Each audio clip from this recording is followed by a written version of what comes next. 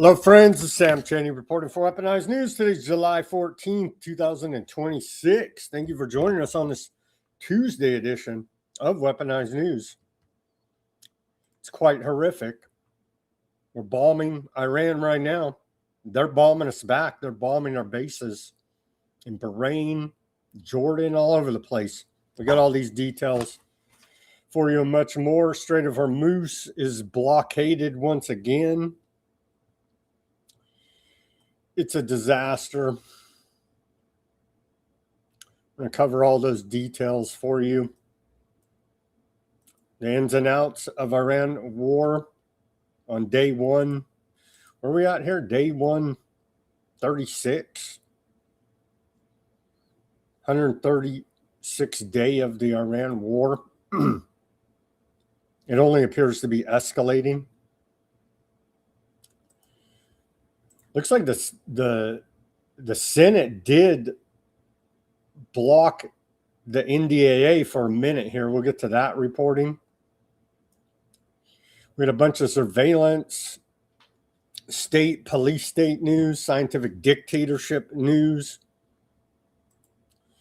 flock news, surveillance center news, the spy glasses, bunch of this, little bit of Epstein news today, bunch of economic news, geopolitical news, and the genocide in Lebanon and Gaza continues, tragically enough. All of those details for you as well on this Tuesday. See a few people coming online. Welcome. Shout out to Mac. They're on the YouTube. All right, let's get to this day in history and get to all this news quite a bit. On this day in our history, first of July 14th, we go back to the year 1581. We see English Jesuit priest Edmund Campion arrested for sedition in Anglican England. He's later hung, drawn, and quartered. Quite a torturous death there.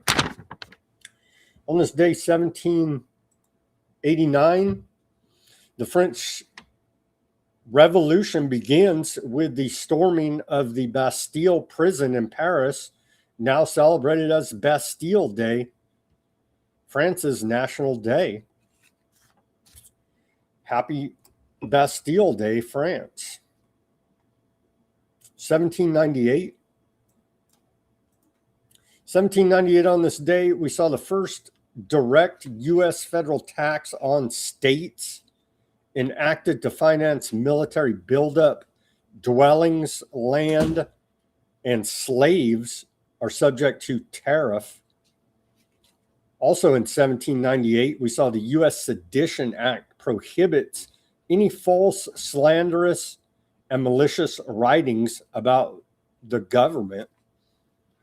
1853, on this day, we saw the World's Fair opens in New York City. Then U.S. President Franklin Pierce opens the expedition of the industry of all nations, a World's Fair at the Crystal Palace in New York City.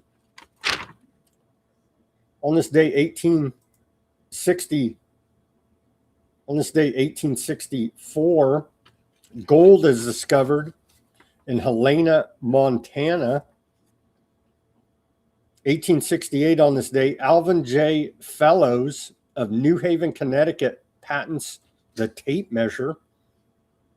1877, on this day, we saw a U.S. general strike brings railroads to a standstill.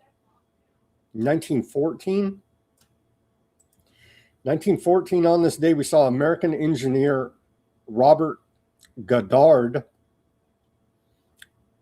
granted the first patent for liquid-fueled rocket design, for his liquid-fueled rocket design. On this day, 1933, in Germany, we saw all non-Nazi political parties are banned in Germany. And also in 1933, Germany begins mandatory sterilization of people with hereditary illnesses. And where did they learn their eugenics from? Well, they learned it from America. So there you go. Many say they did not see that coming. On this day, 1938, fascist dictator Benito Mussolini's fascist regime publishes the Antiseptic Manifesto of Race, Mussolini's manifesto, published on this day. 1945, we saw battleship USS South Dakota is first U.S. ship to be bombarded by Japan. 1951, on this day, we saw the first color telecast of a sporting event. ZBS, I guess it was CBS back then, first color telecast of a horse race, 1951 on this day. 1969, on this day, the United States 500,000, $5,000, and $10,000 bills are officially withdrawn from circulation. On this day in 1982, Pink Floyd The Wall premieres at Empire Square in London. Pink Floyd The Wall musical film adaptation. That is a crazy film, Pink Floyd The Wall. Everybody should check that out. 1983 on this day, Mario Brothers is the first released by Nintendo in Japan as an arcade game featuring Italian-American plumber Mario and his brother Luigi, right? Mario Brothers. 1987, on this day, Lieutenant Colonel Oliver North concludes 6 days of congressional testimony in the Iran-Contra scandal. 2015, on this day, scientists from the Large Hadron Collider announced the discovery of a new particle called pentaquark. And 2021, on this day, drug overdose deaths in the United States rose by 30% to a record 93,000 the year before in 2020, according to the CDC. And we had a couple on this day in our civil liberties histories. I got it in a row here. Let's start. On this day in our civil liberties history, we go back to the year 1948.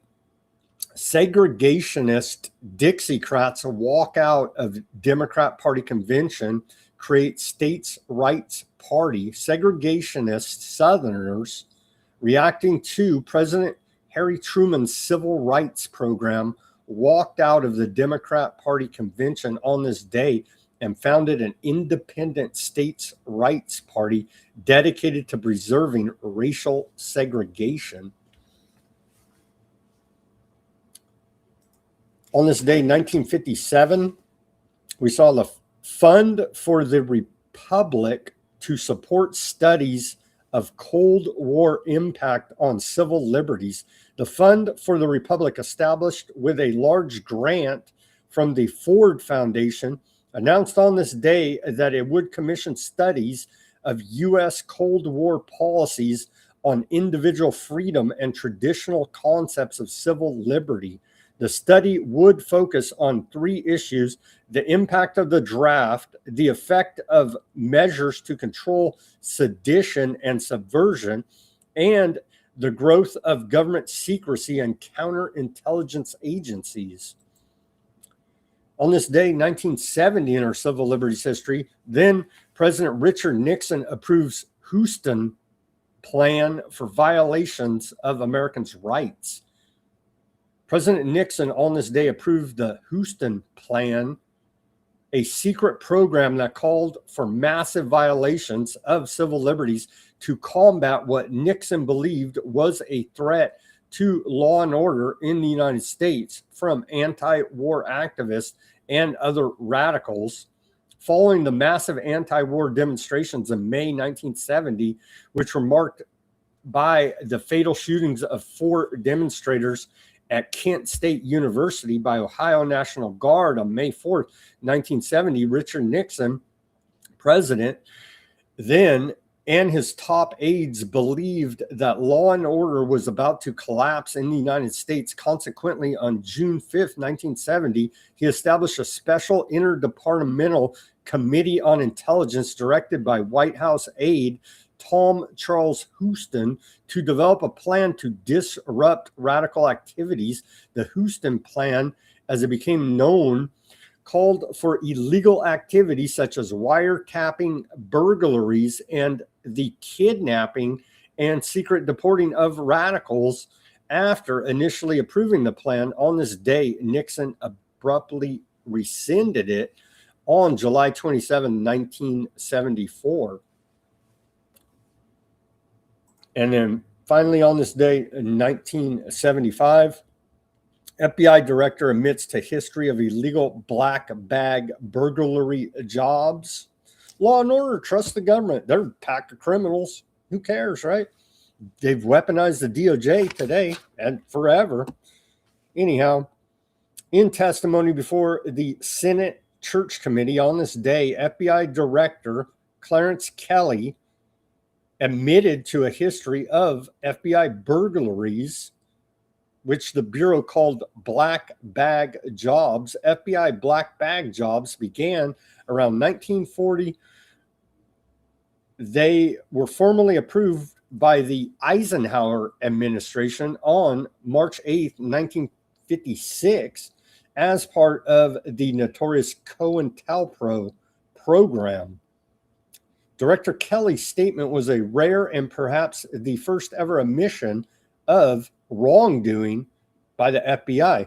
The Church Committee was established on January 27, 1975 to investigate abuses by the intelligence agencies, including the FBI, the CIA, and the NSA. Its most sensational revelation involves CIA plots to assassinate leaders of foreign countries, including Fidel Castro, which President Gerald Ford banned on February 18th in 1976. And old Cuba's going through it. They're facing a blackout. They're under siege by American naval blockade, and they're facing an energy blackout in Cuba. Here's our segue to the news. Trump bragging about murder.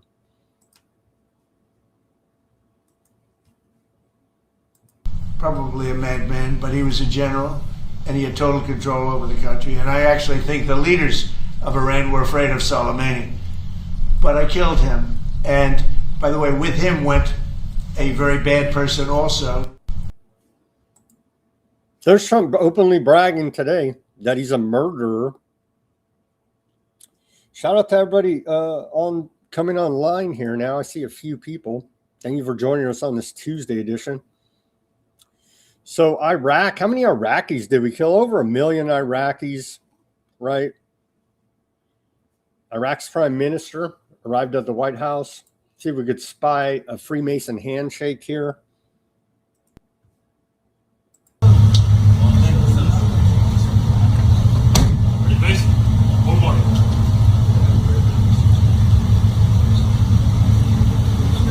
They gave us a good shot there. I don't know. Not so much.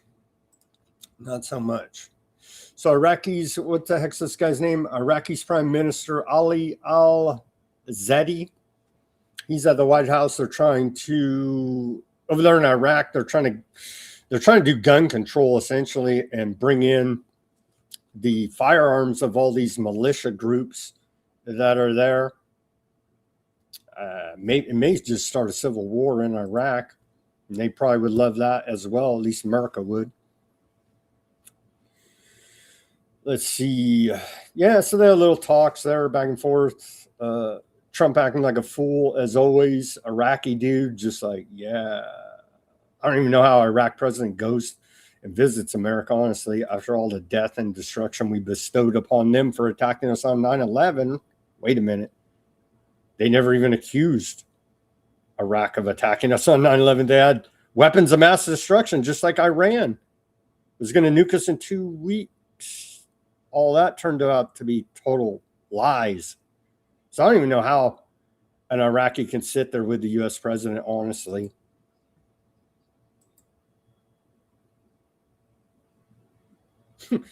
Trump says at this meeting with the Iraqi president earlier today, the Middle East is coming together like it's never come together before. They're bombing the hell out of everything right now as we speak.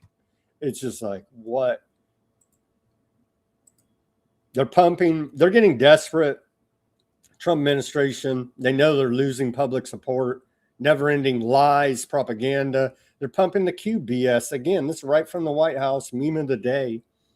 Trust in Trump, no panicins. Pumping this Q psyop BS. It's already played out. Trump is the swamp, okay? It's absurd insult to anybody's intelligence following along here at this point. Guardian of the Hormuz Strait.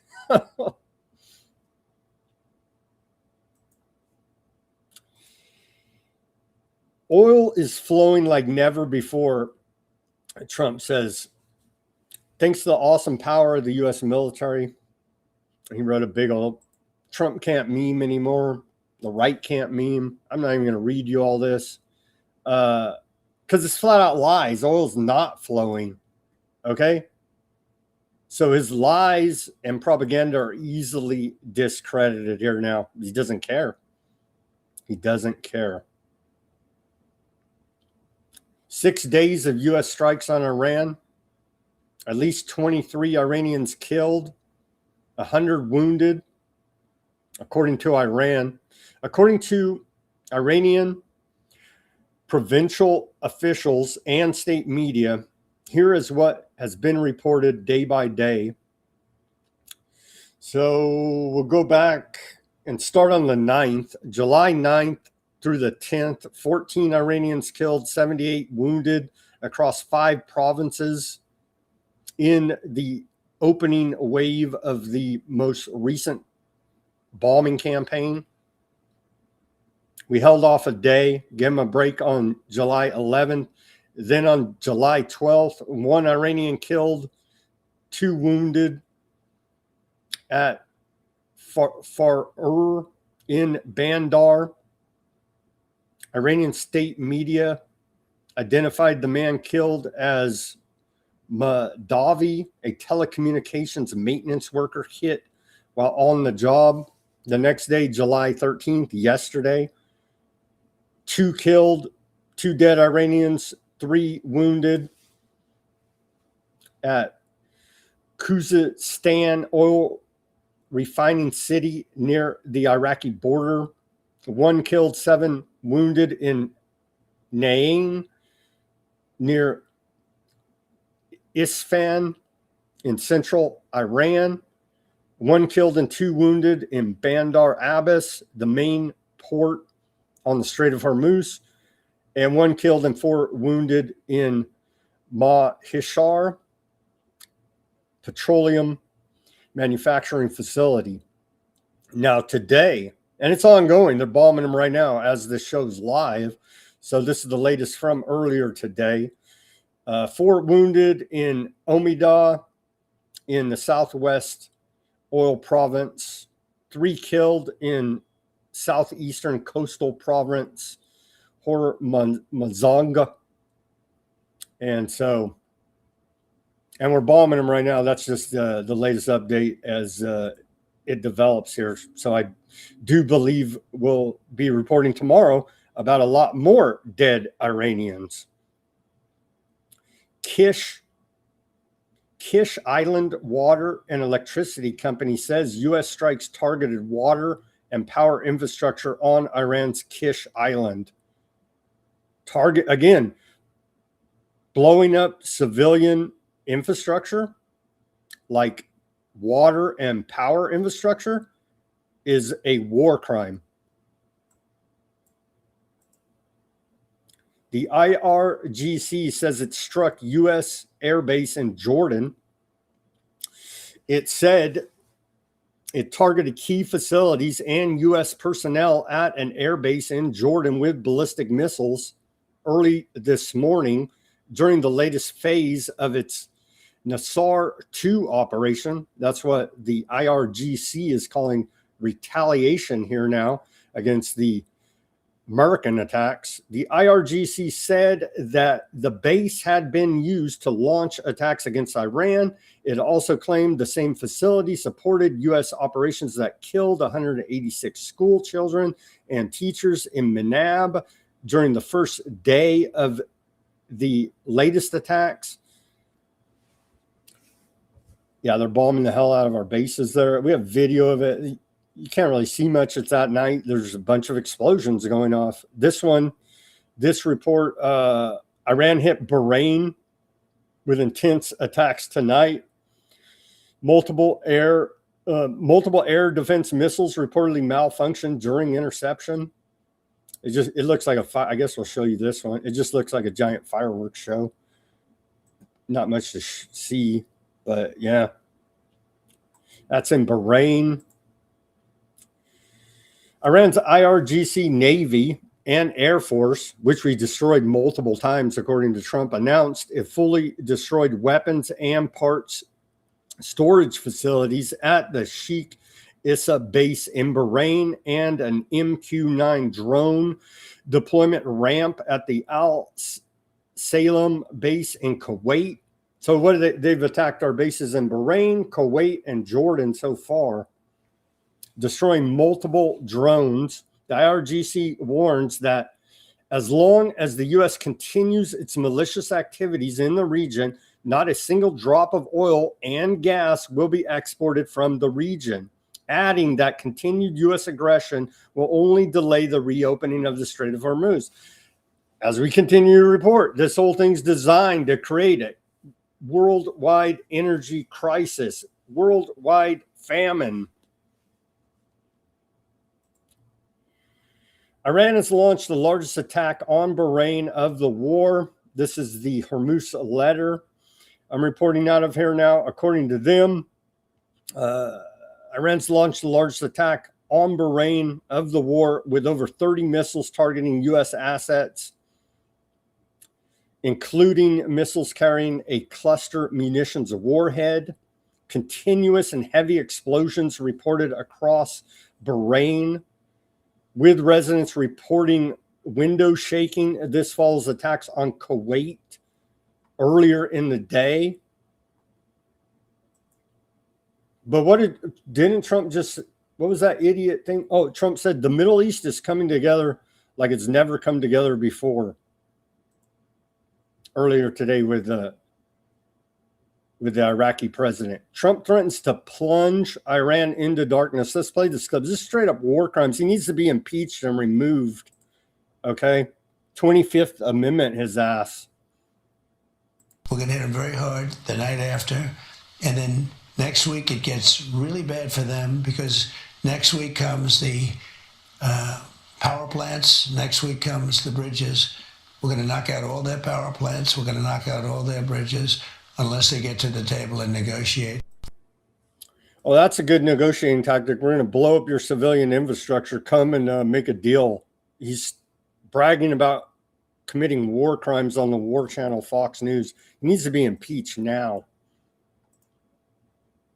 Strikes on Iran will continue until I say it's enough. More from Trump's interview he did a few hours ago on the war channel Fox News. Will these strikes continue? They'll continue until I say it's enough. I mean, will these strikes? So we have a madman dictator, Trump, megalomaniac, out of his mind. He needs to be removed. Congress needs to do their job and remove this maniac from commander-in-chief position. Iran vows to bomb American bases until ultimate victory. after deal shattered. Drone after drone streaks through the sky in the fiery seventh wave. I guess now it's, who knows even how many wave of attacks are on now. And there's video, but there's not much. You know what I mean? Shot at night. I'll show you a little, but it's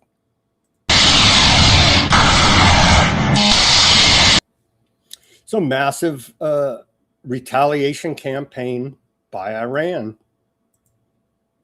Iran's message to Trump: claim to have destroyed all of Iran's military capabilities, yet being slapped around. Two reasons: they're lying.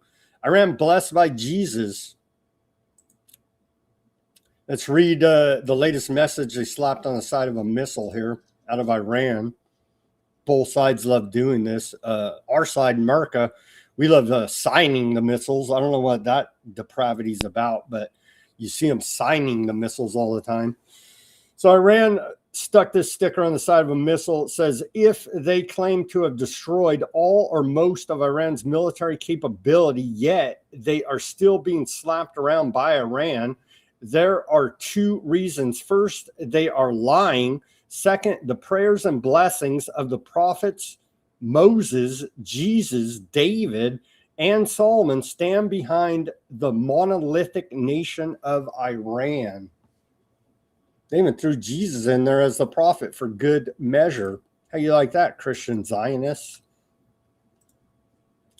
Dozens of Iranian MPs declare Islamabad MOU dead, vow revenge for Khomeini killing. You think? Think it's dead? 180 Iranian MPs issued a statement demanding retaliation, ending the Islamabad understanding with the United States, forming a special negotiating commission, passing the Strait of Hormuz management law, and providing full support to the armed forces of Iran.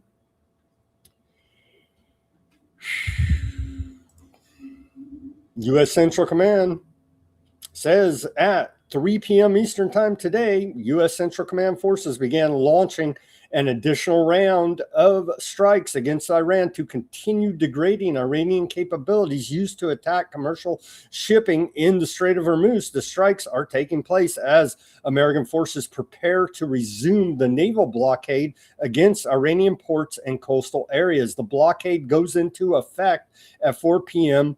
Eastern Time. There you go. So all this proves Trump is a lying war criminal. U.S. forces resumed the naval blockade against vessels transiting to and from Iranian ports and coastal areas. This is U.S. Central Command. They say there are currently more than 20 U.S. Navy warships and hundreds of military aircraft operating across the Middle East. American forces remain vigilant, lethal, and ready. It's on. It's horrific.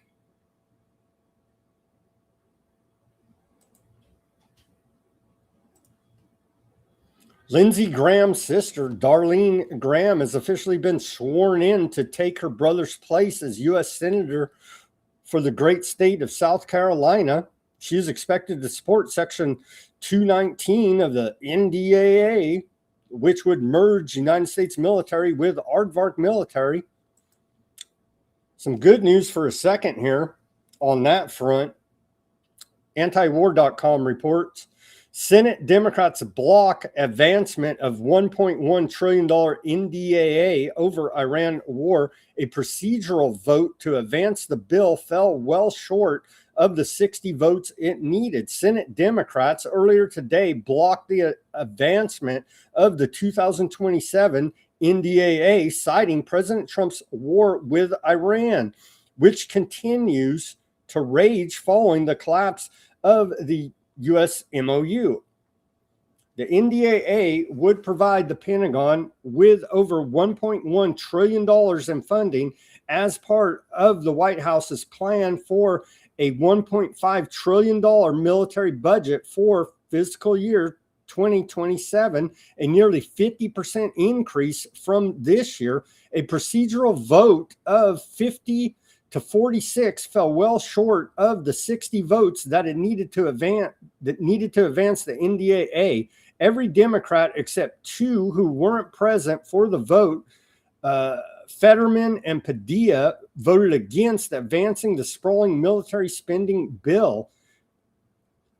A quote now from Palestinian ultra-Zionist Chuck Schumer: the NDAA cannot become a permission slip for the recklessness that we see occurring in Iran, said Senate Minority Leader Chuck Schumer.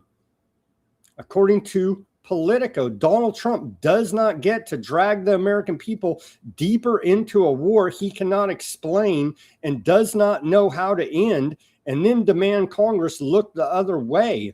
Schumer also noted in a post on X that bipartisan majorities in Congress passed legislation to end this war that Trump is ignoring, referring to the War Powers Resolution that both the House and Senate passed last month, directing President Trump to end the war with Iran. I'm sorry, I got to agree with Chuck Schumer here, even if he's doing it all for strictly bipartisan political reasons. If that's the best we got, that's the best we got. Stop this damn war now. And they're doing it, I guess. Hey, we got a little reprieve for a minute here now in the Senate. We'll see how this sorts out. Keep reporting on it. But Trump's playing the semantical lawyer game with the DOJ and the Department of War. Oh, well, we signed the MOU, so that was a pause. And so now the latest attacks are a restart of the 60 days. And it's just bullshit. It's straight bullshit. It's been a war the entire time. They play these word games, send out a memo, the MOU. Neither side ever planned on following it. Iran made it clear from the beginning. You tell your mad dog aardvarks to leave freaking Lebanon. Aardvarks laughed. Basically, Trump laughed. And it was like, that's the freaking key sticking point right there for the whole world to see. And they laughed it off. And so there you go. There you go. Now we need the damn Congress to go ahead and start prosecuting the impeachment of Trump here now.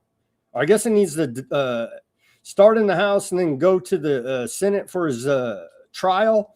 And all we need to run through that routine for war crimes. Now, not for some bullshit.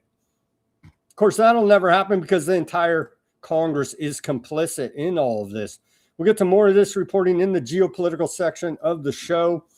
But hey, we got a reprieve for a minute here now. We'll take anything we can get at this point with bombs flying all over the place. On to surveillance state, spying, what do you even call this? Scientific dictatorship technocracy is what it is. The greater North America. Well, Trump posted an image of that we'll get to later. Anyhow, back to on the ground surveillance state. OpenAI is planning to release a screenless speaker as its first hardware product, according to Bloomberg. Really? You're going to put an OpenAI screenless speaker in your house? Like, seriously, how many idiots are going to do this? Probably a whole lot. But be aware. And we reported, I think it was last week we reported on this because we're covering the corrupt government every day. But now the Wall Street Journal is reporting on it. Meta is flooding the market with smart glasses. Privacy advocates are up in arms. And so, company Meta's betting that AI-enabled smart glasses capable of capturing everything you see and hear are the future, and the company is doing all it can to make its fast-evolving devices catch on. Company executives wear smart glasses at public events. Meta donated more than 100,000 pairs of these spy glasses, the little. And the light doesn't even turn on now to tell you it's a recording. So just assume anytime you see anybody with Ray-Bans, they're freaking secret spies. Meta donated more than 100,000 pairs of the spy glasses to veterans on Trump's birthday weekend. We reported on the time and said on one hand, it's good that you want to help blind veterans see better, but we see you and know that you have ulterior motives, and you're just using it as a spy device, and you could give a damn if these veterans go blind wearing your glasses, for that matter.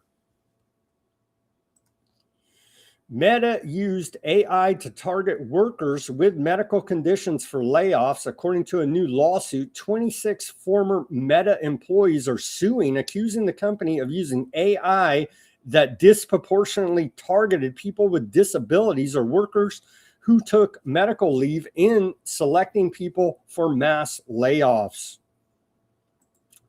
Flock is now in over. That's these surveillance cameras. I think it's went pretty viral. Majority out there are aware of who Flock and what they are all about. Flock is now in over 5,000 communities, conducting over 20 billion license plate scans every month. Flock's CEO says they respect the democratic process, but when a Cleveland commission voted not to renew the AI company surveillance contract, the decision was promptly reversed with little explanation. This is what it looks like when politicians don't respect the people. It is, in fact, the opposite of the democratic process. The More Perfect Union has to explain. Here's the report. Yeah, the government, again, Republican, Democrat, everybody in between, is an organized crime syndicate. Okay. And again, the one thing that may be able to bring America together, we're so divided over race, religion, sex, politics, all this BS. The one thing that may be able to bring us together is our unity to fight against the scientific dictatorship, surveillance, police state. That may be what finally brings the American people together and says, we've had enough of this bullshit. People who oppose AI-powered mass surveillance are what the CEO of Flock, Garrett Langley, calls terrorists. And then unfortunately there's terroristic organizations like DFlock, whose primary motivation is chaos. Flock is a $7.5 billion mass surveillance company that spreads through securing local government contracts now in over 5,000 communities, and has more than 20 billion vehicle tracking plate scans every month. A lot of these contracts are secured without public input, and I get why people wouldn't want these cameras, but Garrett says opposition, organized opposition, is terrorism. That's why we have democracy instead. That's why we have a democratically elected process, right? Like we're not forcing Flock on anyone. That's interesting, Garrett, because towns that voted to end their partnership with Flock still have cameras running. Here's an example unfolding right now. After massive public opposition to surveillance, the Cleveland Public Safety Commission voted not to renew their contract with Flock. Yay, democratic elected processes. But wait, what's this? The cameras are still running? They're holding a revote? I am frustrated that despite a 3-1 vote against renewing the city's Flock contract 2 weeks ago, Flock is for some reason getting a do-over. Residents say that after the original vote to end the contract, the city council president, mayor, and police chief pushed for reversing course, resulting in a revote that now has advanced the contract despite public opposition. The next step is a full council vote on July 15th, less than a week after the revote. This leaves residents with very little time to fight back, and keeping the cameras on is one thing. Another is a community celebrating a win they fought for, only to be told it didn't hold weeks later. I've never seen an instance where there was a revote on something that has already been heard. It felt like people were able to gather and make sure their voices were heard. And instead of listening to residents, they gave the agencies that stand to benefit from this another shot at convincing city council. So, people showed up to local government meetings, said they don't want a Flock contract. The local government voted not to renew the contract. Then that decision was reversed, and through all of it, the Flock cameras remained on anyway. That's why we have a democratically elected process, right? Like we're not forcing Flock on anyone. Any update on this, Garrett? And we saw the same routine during the bat times. People go to their local school board meetings and say, we don't want our kids having to wear the masks, for instance, and many other of the issues of the bats. And they would just laugh in their face, essentially, and lie to the public, their alleged employers. So the government is an organized crime syndicate. They're doing it. They're trying to demoralize us. We can't let them demoralize us. We have to keep the pressure on them. Here's Javon Martinez. They're going after him for targeting Flock. Let's watch this report.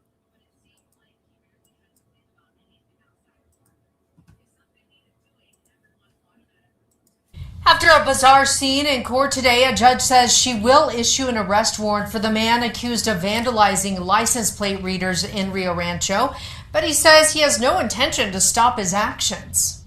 Do you have plans to continue to take down these block carriers? Absolutely. No, absolutely. They are a clear and present threat to public safety. 44-year-old Javon Martinez is facing larceny, property damage, and tampering with evidence charges after police say he destroyed 3 Flock cameras, costing Rio Rancho thousands of dollars in damage. They say he replaced the cameras with the sign saying, "You're welcome, Republic of New Mexico." Martinez showed up to court today, but he refused to identify himself during the proceedings. The judge considered that as a failing to appear in court, but Martinez claims he exercised his right to remain silent. No, I can't. You call me, but I am here. I'm right here. I stood up. He has the peacetime flag. You guys notice that? That's America's alleged peacetime flag. We don't know what it looks like because we're never in peacetime. I walked up there. She wanted my name, but I have a right to not bear testimony against myself. Giving my name consults as testimony. And so I just chose to remain silent. The judge said she would issue an arrest warrant for Martinez for failure to appear. As of this afternoon, it has yet to be filed.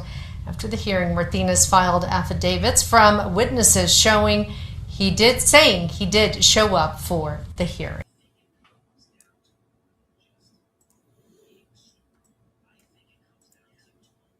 New York. They tell us the commies took over New York, the Democrat socialists, but New York enacts nation's first statewide moratorium on data centers.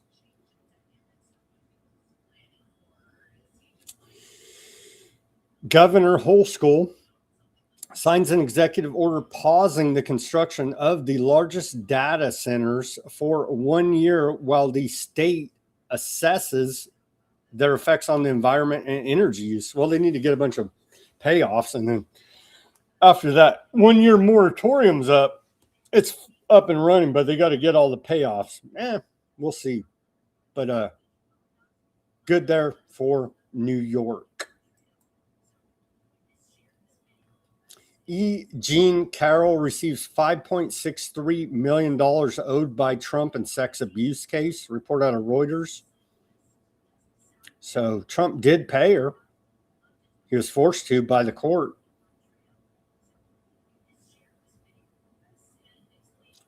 The writer E. Jean Carroll has collected nearly $5.63 million from Donald Trump after a jury in 2023 found the U.S. president liable for sexually abusing and defaming her.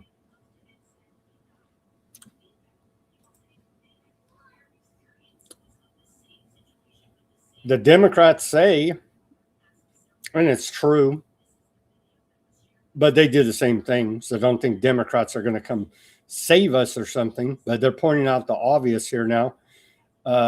Robert Garcia on the House Oversight Committee says weaponizing the DOJ, leading an Epstein cover-up, illegal government slush funds.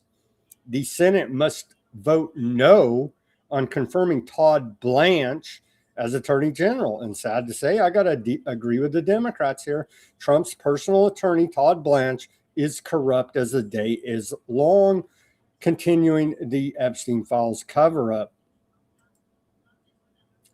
Senator Dick Durbin said, because Old Todd Blanche is going, they always do this routine. They got to go around and lobby the Senate before their confirmation hearing. I don't know what they give them, payoffs, blackmail, whatever the routine is. The criminals in Washington, D.C. do anyway. Todd Blanche is lobbying right now for votes to be confirmed as Attorney General. Dick Durbin posted this on the X. He says, I met with President Trump's pick for Attorney General, Todd Blanche. Mr. Blanche is at the helm of a weaponized Justice Department, putting President Trump ahead of the Constitution, the rule of law, and you. It's clear that Mr. Blanche has never stopped being President Trump's personal attorney, and I pushed him on his role in the botched release of the Epstein files, the MAGA slush fund for cop beaters, the Trump IRS sweetheart deal, and his crypto corruption. I look forward to continuing my questioning from the dais at tomorrow's hearing on his role aiding and abetting the most corrupt administration in American history. Todd Blanche, let's hear this. This is James Wilkinshaw on old Todd Blanche. I have said any senator who votes to confirm Todd Blanche as Attorney General is complicit in the cover-up of the Epstein files, because Todd Blanche has been the leading implementer of the Trump administration's cover-up of the Epstein files, to include violating the law that Congress passed and the president signed requiring the full release of the files. They didn't impeach Trump. He violates the Epstein Act. He's violating the War Powers Act. He needs to be impeached. Here's Epstein survivors are lobbying the Senate not to confirm Todd Blanche. My name was released. My phone number was released. Where I went to school. Where I live. My students can now search me and read about my abuse. I am an Epstein survivor. I am an Epstein survivor. I am an Epstein survivor. We were exposed. Nude pictures of victims were released. Our family's safety was put at risk. Now, Todd Blanche wants to be the Attorney General of the United States. Todd Blanche had a duty to protect us. Instead, he protected the people who committed crimes against us. 30 years. 1,200 victims. And 6 million files. A mountain of evidence. But Todd Blanche says there are no investigative leads. Todd Blanche failed us. He failed victims everywhere. We deserve better. Our country deserves better. Vote no on Todd Blanche for Attorney General. Vote no. No. No. No. Vote no on Todd Blanche for Attorney General. My name.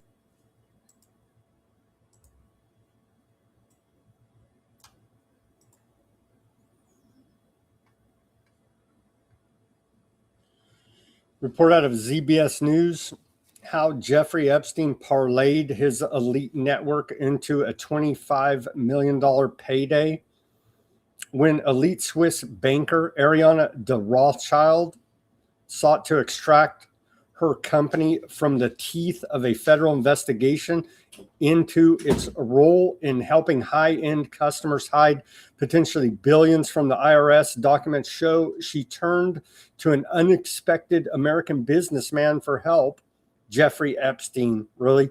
Go read the files, he says, and there he works for the Rothschilds multiple times. Anyhow, in his new role, Epstein appears to have helped Edmund de Rothschild, one of Europe's largest private banks, resolve a menacing Justice Department investigation, garnering him about $25 million in fees. And in doing so, he displayed another facet of his ability to tap his network of wealthy and powerful patrons for his personal gain. As Epstein himself explained it in a December 11, 2015 email to Rothschild, he had helped negotiate a deal for the bank to pay $45.5 million to the IRS, $10 million in legal fees, and $25 million to him, which he said was a bargain, all less than $80 million. Pretty good, he wrote. So Congress will hear from a figure at the center of those negotiations tomorrow. The Swiss banker's American lawyer on the matter, Kathy Rumler, a former Obama White House attorney, will be appearing before the House Oversight Committee to answer questions about her documented long-standing relationship with Epstein. So that should be interesting to see what kind of lies come out of that tomorrow. The Swiss investigation. The Justice Department launched an investigation in it called the Swiss Bank Program in August 2013. It was based on allegations that certain Swiss banks, including Rothschilds, had assisted Americans in hiding assets through a variety of means, including concealing ownership of accounts. Epstein and de Rothschild, the bank's leader, were first introduced that same year by a multiple friend. Emails show Epstein had finished up his period of incarceration and house arrest in 2011. And we know all these details already. I'm questioning a lot of it here now. Let's go through all the ins and outs. So we'll see tomorrow. There'll be more. And we reported on this yesterday. We didn't have video. Here's video of the protest there at Buckingham Palace, protesting old former Prince Andrew and Epstein. Here's the video of that protest.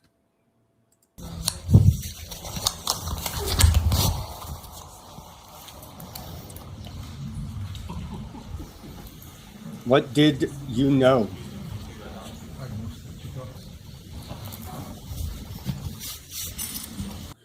Well, at least in England, and at least the royal family act publicly ashamed, right? They kicked him out of the palace, took away his titles, all this stuff. And so at least they act like it here in America. It's just we put in a corrupt, weaponized DOJ and just cover everything up and dox the victims and laugh in everybody's face and have Blondie Bondi scream the Dow's over 50,000. Why do you even care about anything at the hearings? Famously, at least over in Europe, UK, they at least act publicly ashamed of this stuff, of all the crimes committed by the Epstein network.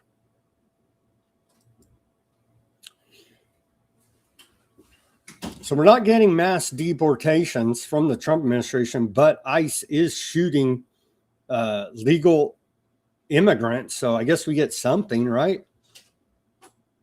ICE has suspended vehicle stops related to immigration enforcement after agents fatally shot 2 men in separate incidences 6 days apart following stops in Texas and Maine, according to a report out of Reuters. So no mass deportations, but every once in a while you get ICE to shoot a U.S. citizen. The one in Maine was a legal resident, so at least we got that right. It's just so ridiculous. And remember, Department of Homeland Security took away, they said you don't need an education requirement, no age requirement. Do you even need training? They're sending out hyped up, paranoid cops ready to shoot anybody that looks at them halfway sideways here now. But we're still not getting mass deportations out of all this. It continues to look like they keep running ops to divert attention from the fact that they're not carrying out their promises of mass deportation. As per usual, here's Trump lying about the economy. He's disconnected. He's in a bubble. But the report was incredible. Inflation is way down. That means prices are coming way down, and we're doing a great job. Just bullshit. It's bullshit. Prices are not coming down. Inflation's not down. They put out this BS CPI number we'll get to in a minute. The U.S. has paid companies $81 million in tariff refunds so far this year. And not in this report, but per Aaron Day, freaking Lutnick and his company, Cantor Fitzgerald, engineered the tariff scheme knowing it was going to fail by overcharging 40%, betting against it, and profiteering off the back of it. They knew it was unconstitutional as ruled by the Supreme Court. They didn't care because they bet for it to fail, which they knew it would because they engineered it to fail. In February, the Supreme Court ruled that most of Trump's tariffs were illegal, and the government paid out most of the tariff refunds after that ruling. There is no requirement that companies pass those funds on to the consumers, although they frequently pass tariff costs on to the customers. Just fraud upon fraud upon fraud, and no one in a position of authority setting these policies ever pays the price. You and I, Joe Blow consumer, pay the price as Trump tells us prices are going down, and they're not. It's just flat out lies. They rolled out more lies here. This character, this guy, he's just such a disgusting creep. I'm not even going to play it for you, but he always has a shit-eating grin going on the War Channel, Fox News, telling us how great the economy is. Kevin Hassett, what a piece of garbage this guy is, just lying to the American people. $42 billion saved in fraud, waste, and abuse of Medicare, Dr. Oz tells us. That's like, what, 2 weeks of interest on the national debt? Not even 2 weeks. Whoop-de freaking do. President Trump consistently said that as traffic in the Strait of Hormuz normalizes, oil prices and thus overall inflation would plummet like a rock. The Strait of Hormuz is blockaded. There's nothing going through there now. And whatever does try to slip through gets shot in the face.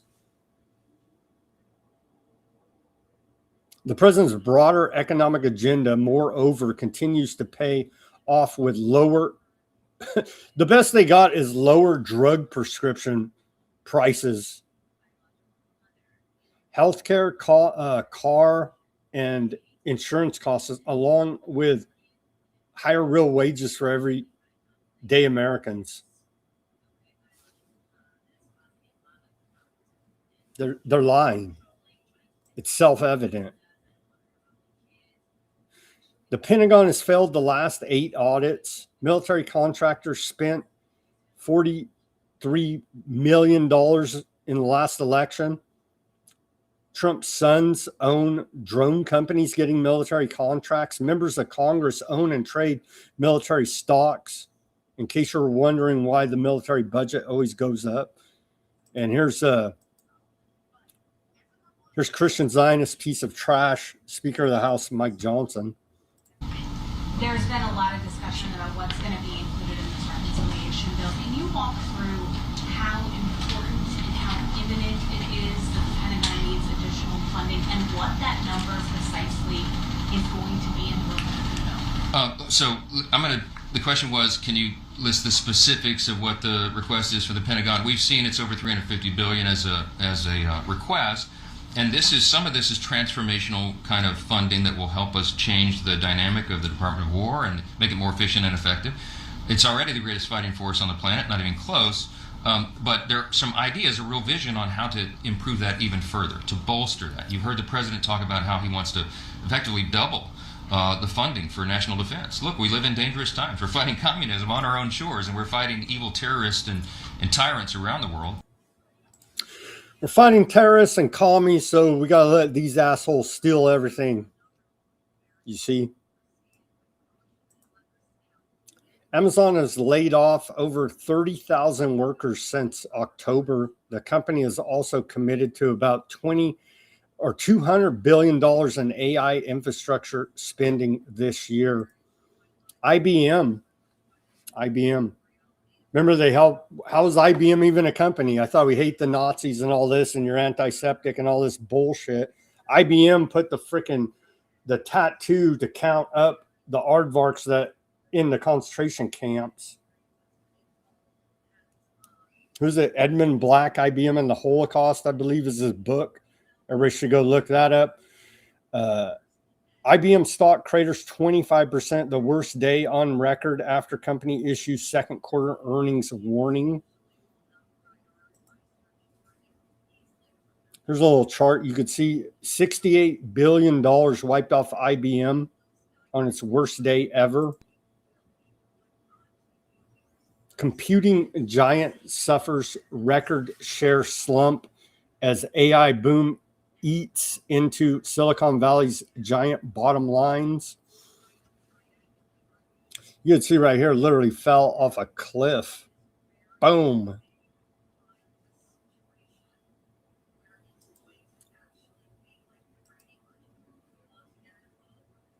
Lucid Technologies also down 40% today on bankruptcy news. Another one of these fall off a cliff charts. You can see right here. Oh, yeah, everything's fine. Just keep lying there. Boom.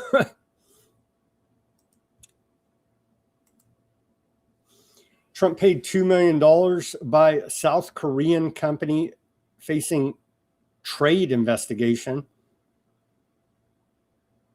This is a continuing theme. Some big companies are under investigation for wrongdoings, and they pay off Trump administration multiple different ways, and that investigation magically goes away. This is the most corrupt administration in U.S. history. House Republicans to meet with Hegseth at Pentagon on $350 billion request. Big banks, at least the banks are doing great, right? Big banks smash earnings record, but tectonic risks loom, according to the failing New York Times headline.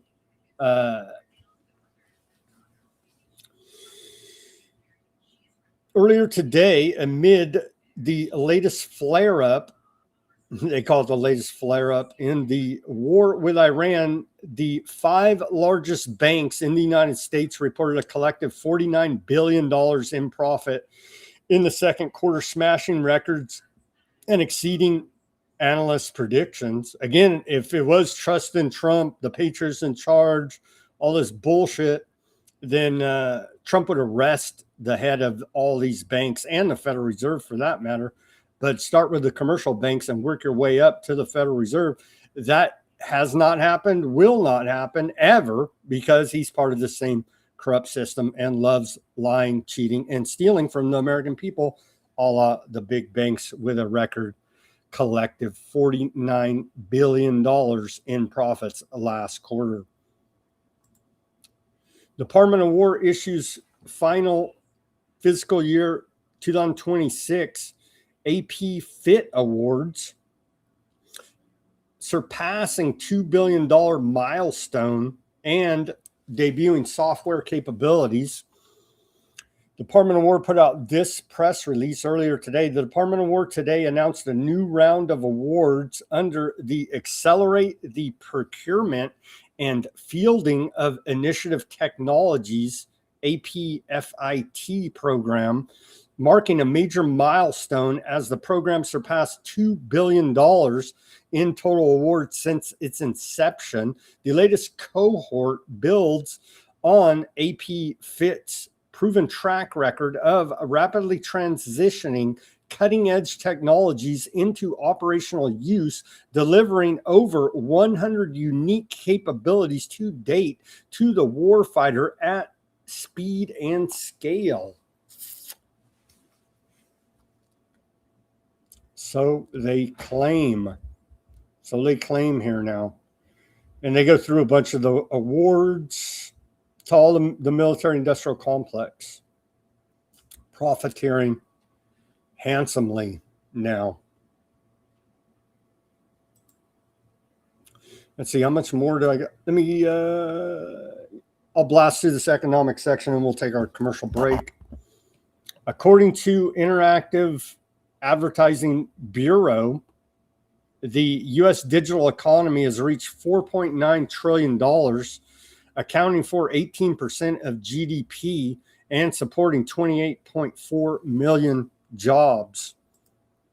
U.S. officials say NVIDIA has begun shipping powerful H200 AI chips to China. But I thought we have to do all of this because, oh my God, you have to have flock cameras up your rear end. You have to have the data center, surveillance centers dump toxic waste in your water supply. You have to always have surveillance everywhere, all times, the all-seeing eye up your rear end 24 hours a day because, oh my God, China's going to beat us in the AI race. Well, the best enemy money can buy, it's all bullshit, okay? Why is the United States, if we're in this Cold War AI race with China, allowing NVIDIA to ship their most powerful AI chips to China? Because it's all bullshit. That's why. They're all working together against the people. Warren Buffett plans to offload. Maybe we should take a... This is how you do it, I think. Long-term... This is how you do it. Warren Buffett plans to offload his entire remaining stake in Berkshire Hathaway over the next 8 years, culminating in a complete exit by December 31st, 2034, according to Yahoo Finance. That's how you do it, actually. If you're of the stature of Warren Buffett. And it was also reported today widely. We reported a few days, I think even last week. Anyhow, Warren Buffett is not going to give money to Bill Gates anymore because too much exposure by Epstein. But we reported on that a few days ago, I believe, last week, I believe. Okay, continuing here. According to the failing New York Times, 1 in 3 adults under the age of 35 lives with their parents. It's a great economy, everyone's dream, obviously. The stock market and economy seem out of sync. Headline out of CNBC. You think? There's like 7 big tech companies propping up the stock market, and the rest of America and Main Street is looking around for top ramen in the back of the cabinet here now. Finally, the AAA average cost for a gallon of gasoline actually went down from yesterday, surprisingly enough, like 1 cent. So that's good. Trump was right. Pardon me. Prices are down. Wait till all this sorts out. It's going to rocket right back up. So there you can see AAA national average for the cost of a gallon of gasoline is $3.96. I was down yesterday. So it's down like a penny from yesterday. But tomorrow's going to be rough. Now we go to the Brown University Watson School of International and Public Affairs. They've been tracking, and I do believe, again, this is way underreported. We're giving them a minute to catch up with the data because I believe they stopped reporting when it looked like we're going to have a peace with the MOU. But now we're back full-on war here. You can see right there, $68.7 billion total consumer cost burden since the beginning of the Iran war, February 28, 2026. And you can see the cost burdens per household spread across both gasoline and diesel, $524.48 per household. You can see right there. And I believe it's even worse than that. I think they stopped reporting the data for a week there. Anyhow, we'll keep tracking it and reporting for you here at Weaponized News. Now, live commercial break. Thank you, everybody, for joining us on this Tuesday edition of Weaponized News. Go to weaponizednews.com/shop. We have the holograph sticker over there. We have the white background sticker and the clear sticker. Weaponizednews.com/shop. The link is in the description below this video. Right down there. Right down there. We have baseball caps, t-shirts, coffee mugs, shot glasses, all kind of gear over there. Weaponizednews.com/shop. Go take a look. Patron the store. I got that message from Fat Bob. He said he enjoyed the t-shirt. So the patrons, I'll say they like the t-shirts over there. Go take a look. We take donations as well. Buy me a coffee, Bitcoin wallet address, Cash App, links all in the description below this video. Become a paid subscriber of Weaponized News Substack. We put nothing behind a paywall, but help show your support for independent reporting and analysis, brought to you 5 days a week, broadcasting live Monday through Friday, 5 p.m. Pacific, 8 Eastern time. Weaponized News on all your big tech platforms. Become a paid subscriber and help support us on Weaponized News Substack. The link's right there in the description below this video. Nothing's behind the paywall. We give you the full show. We're streaming live right now on Substack. You'll get the full show, a summary of the show, and links to almost everything we talk about for documentation and further research purposes. Weaponized News Substack. The links in the description below. Thank you to all the patrons to the store, the donors, the paid subscribers, and unpaid subscribers. Give me that like, share, subscribe, push that notification button. All that's free for you. All right, welcome back to the second half of Weaponized News on this Tuesday, July 14th, 2026 edition. We're in full-on war with Iran now. Here's a ship. Here's video of a ship footage of the bulk carrier Looney sinking in the Strait of Hormuz today after a hull fracture that led it to splitting into in two. This comes after Trump claims to be guardian of the Strait of Hormuz. Here's video of that ship sinking in the Strait of Hormuz. Trump not doing a very good job in his guardianship duties.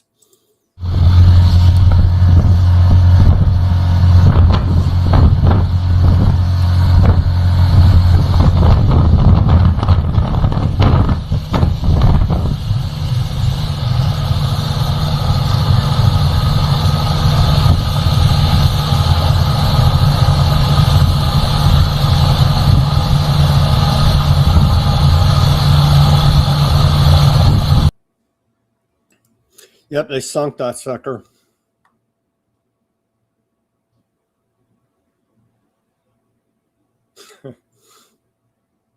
People pointed out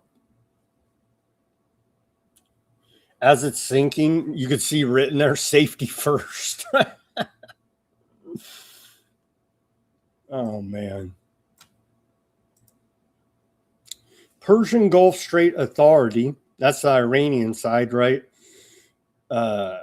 They say, they put out this statement earlier today. They say before the recent provocative actions by U.S. forces in the region, which led to the closure of the Strait of Hormuz, more than 200 non-Iranian vessels coordinated with the Persian Gulf Strait Authority during the 3 weeks following the signing of the Memorandum of Understanding, and most of them received transit permits and insurance coverage.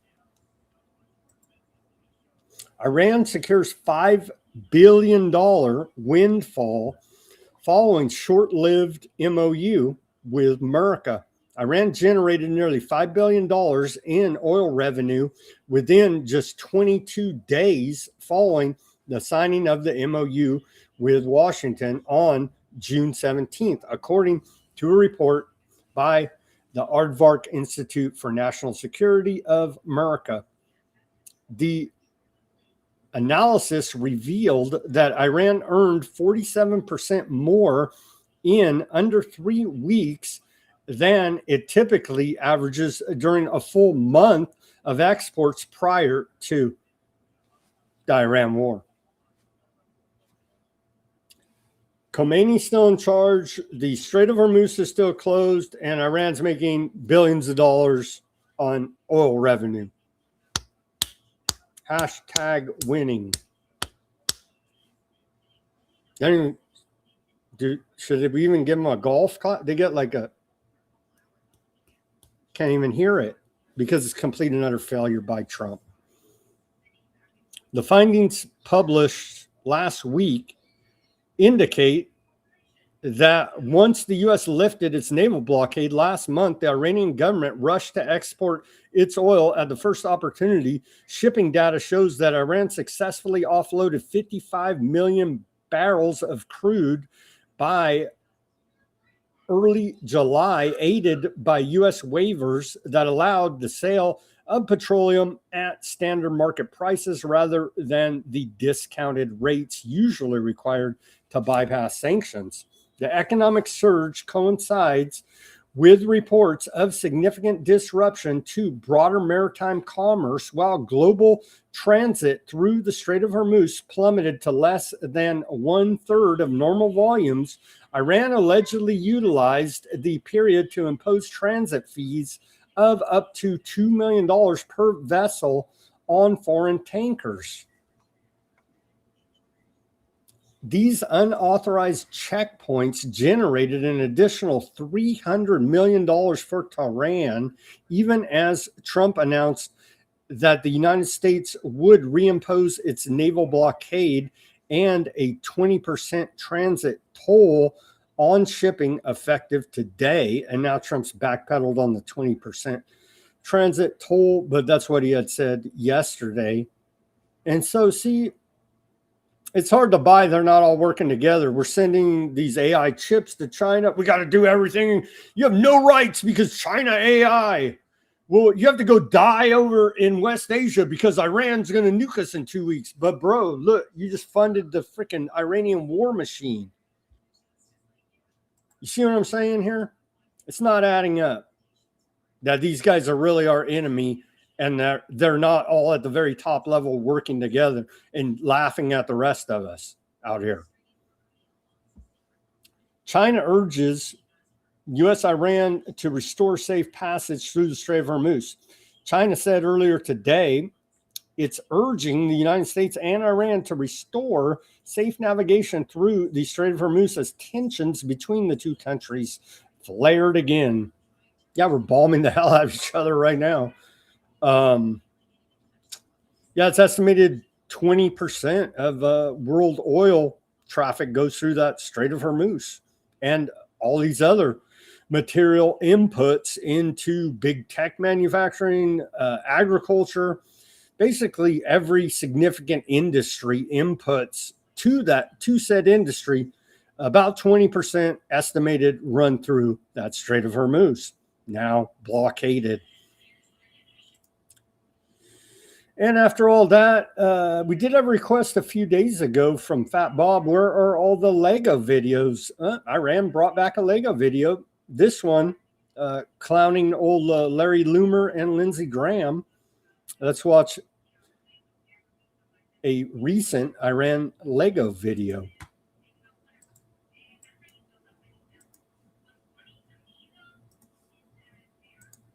You wanted to strike. You wanted to smoke. Then you saw the poster. Bullseye Loomer, look who froze. Love the red dots till one got close. Beg for the bomb from a safe little room. Now you stare at the poster like he knows you're doomed. Bullseye Loomer, panic online. Logged every target till one crossed your line. Graham went down, now you read every sign. Bullseye Loomer, panic online. You told Israel strike when the mourners convene. Turn the funeral into a bombing scene. Cheered every hit from a studio chair till Tehran raised your picture in the air. Wanted regime change, wanted Iran torn. Watching everyone and answered with war. Big war talk from a safe front seat. Now every little shadow got you checking the street. You loved the fire when the fire stayed far. Loved every missile like a rising star. But the second that the symbol came near, that war hawk voice disappeared into fear.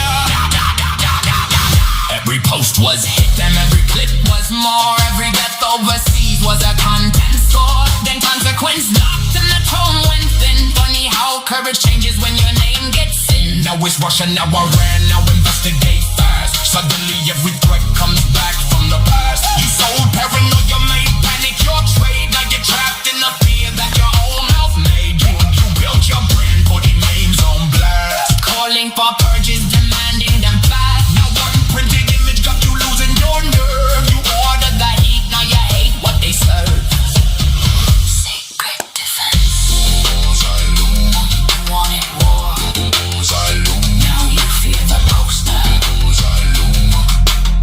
Secret defense. I like that line. You ordered the heat. Now you don't like what they serve. And they made that Lego of Larry Loomer too good looking. She looks like, a pit bull's ass. But anyhow, obvious propagandist for the aardvarks there. Nobody seems to notice. Nobody seems to care here now. Reported out of antiwar.com, U.S. bombs Somalia for the 74th time this year.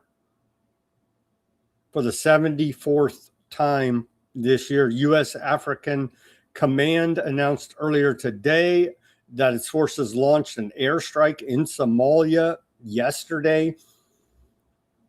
AFRICOM said that its forces targeted Al-Shabaab in the vicinity of, and they go through here. We're bombing cavemen in friggin' Somalia because, we got to fight those damn terrorists.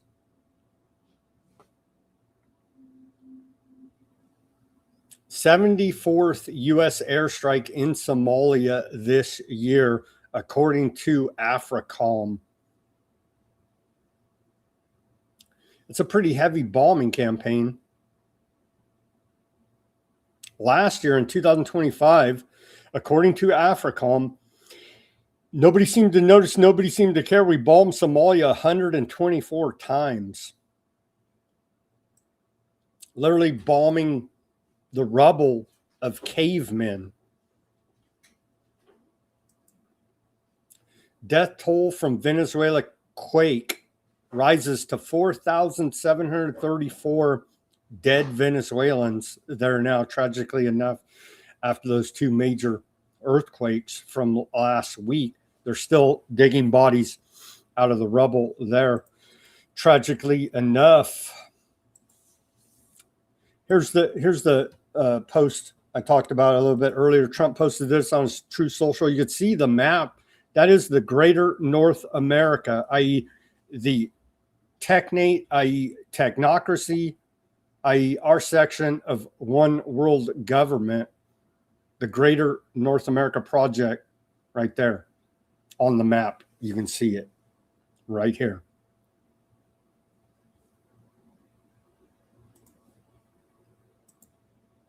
Cuba's national electric grid goes down again. They're blacked out there in Cuba because the commies, right? Because those damn commies. It's really, they're under U.S. How long they've been under U.S. Sanctions for 60 years. They're under heavy U.S. naval blockade right now.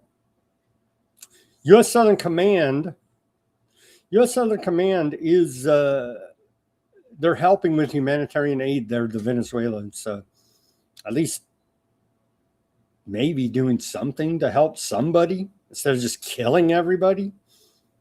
And they haven't been posting lately, actually, since the Venezuelan earthquake, because now we got to pose as the great humanitarians that we are, not just shooting everybody in the face and stealing their oil and gold. They haven't posted whacking a narco drug trafficker, which is extrajudicial assassination murder. They haven't posted one of those cute videos since the Venezuelan earthquake. I've noticed here now. And then we did have some memes of the day. Some memes of the day from the Department of War. We do love the fact they're using military grade propaganda on the American people. And honestly, at this point, if you're still falling for it, I don't have any sympathy for you. They're recruiting engineers to build out Skynet at the Department of War. Join War Force. Apply by July 17th. So what would that be? Friday? So if you're an engineer, you can sign up with the Department of War and go ahead and help them build out Skynet. Very exciting there. And then, of course, the Q bullshit right here. Meme of the day, Department of War. Trust the plan. And he's saluting a giant penis, right?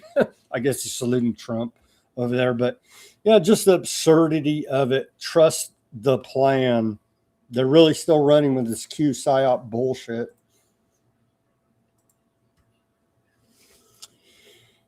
What other report? There was one other report out of the Department of War I wanted to get to for you guys here. They put this out right before, a little bit before we came on air. It seems rather concerning. So I'm going to report it to you here now. The Department of War's Office of Strategic Capital. I just barely learned about this a few weeks ago because it was barely established from memory, if I believe 2022.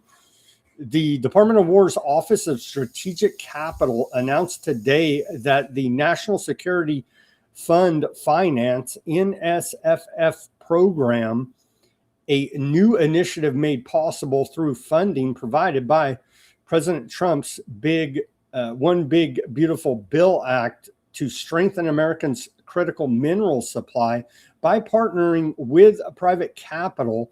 The program will help drive investment in critical minerals.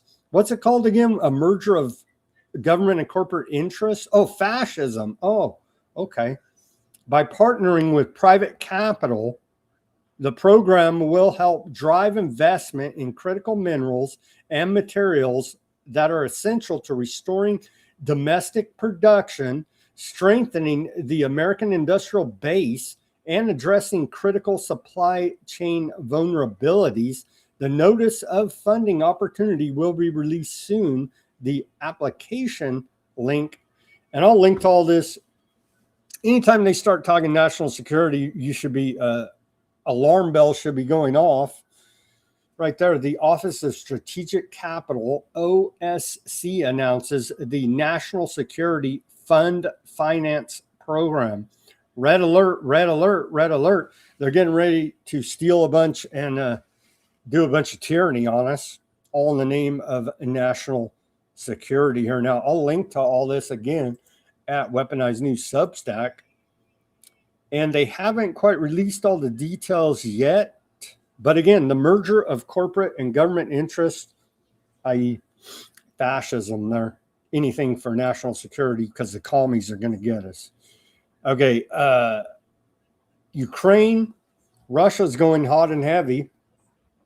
Ukraine drones struck 11 vessels overnight in the Sea of Azov, including 5 tankers, 5 cargo ships, 1 tugboat, extending Kiev's large-scale campaign against Russian shipping to the 9th consecutive day. Russia launched a new wave of strikes against Ukraine's Black Sea supply network, hitting 3 cargo vessels off the coast of Odessa. Ukraine claims 116 Russian vessels hit in 9 days. It's real bad. Russia, Ukraine. And there's a bunch of drone videos they post. I'll save it. I'll save those. Zelensky, the dictator of Ukraine, said Ukraine will receive licenses to manufacture highly significant weapons, scalp missiles, AASM, guided bombs, and jointly with Italy, Aster 30 missiles. France will also cooperate with us and other partners within the framework of the FREYJA anti-ballistic program, an especially important pillar of our future strength. Ukraine will be the first country to receive the new upgraded Franco-Italian SAM PTNG systems. These are effective anti-ballistic defense systems. France will also provide 2 SAM PT batteries to strengthen our defenses later this year. At the same time, France and Italy will accelerate deliveries of Aster 30 missiles by October of this year. Ukraine will also purchase the first 16 Rafale fighter jet aircraft for the Ukrainian Air Force, along with their associated weapons. Training for our pilots and maintenance personnel will begin in France later this year. After that, the first 4 Rafale aircraft will be transferred to the armed forces of Ukraine. And Zelensky, and I don't even have video of it because I was just like, really? Zelensky, who's at Mert, and old Macron are all dancing a jig about killing Russians on Bastille Day in France earlier today. I'll spare you the video. China's quietly building relationships inside Russia that extend well beyond Putin, cultivating ties with officials and elites who will shape the country after he is gone. Russia has also discovered growing Chinese espionage attempts among mid-level government officials. That's a report out of the Wall Street Journal. Maybe. I'm doubtful, though, because they keep saying that they're freaking basically, well, they're building out, as we continue to report, the Greater Eurasian Partnership. And so maybe at some level there's this insider spying going on, espionage attempts. But I do believe at the highest levels, they are developing rapidly the Greater Eurasian Partnership, security partnership, economic partnership between Russia and China, as we continue to report here at Weaponized News. Take Kurag Island, Trump says. Many reports and analysts say this will be a complete bloodbath for American troops. Trump posted this earlier today on his Truth Social. Holy moly, I had no idea Trump had said this in 1988. Take Kurag Island. I'd be harsh on Iran. They've been beating us psychologically, making us look a bunch of fools. One bullet shot at one of our men or ships, and I'd do a number on Kurag Island. I'd go in and take it. Iran can't even beat Iraq, yet they push the United States around. I'd be good. It'd be good for the world to take them on.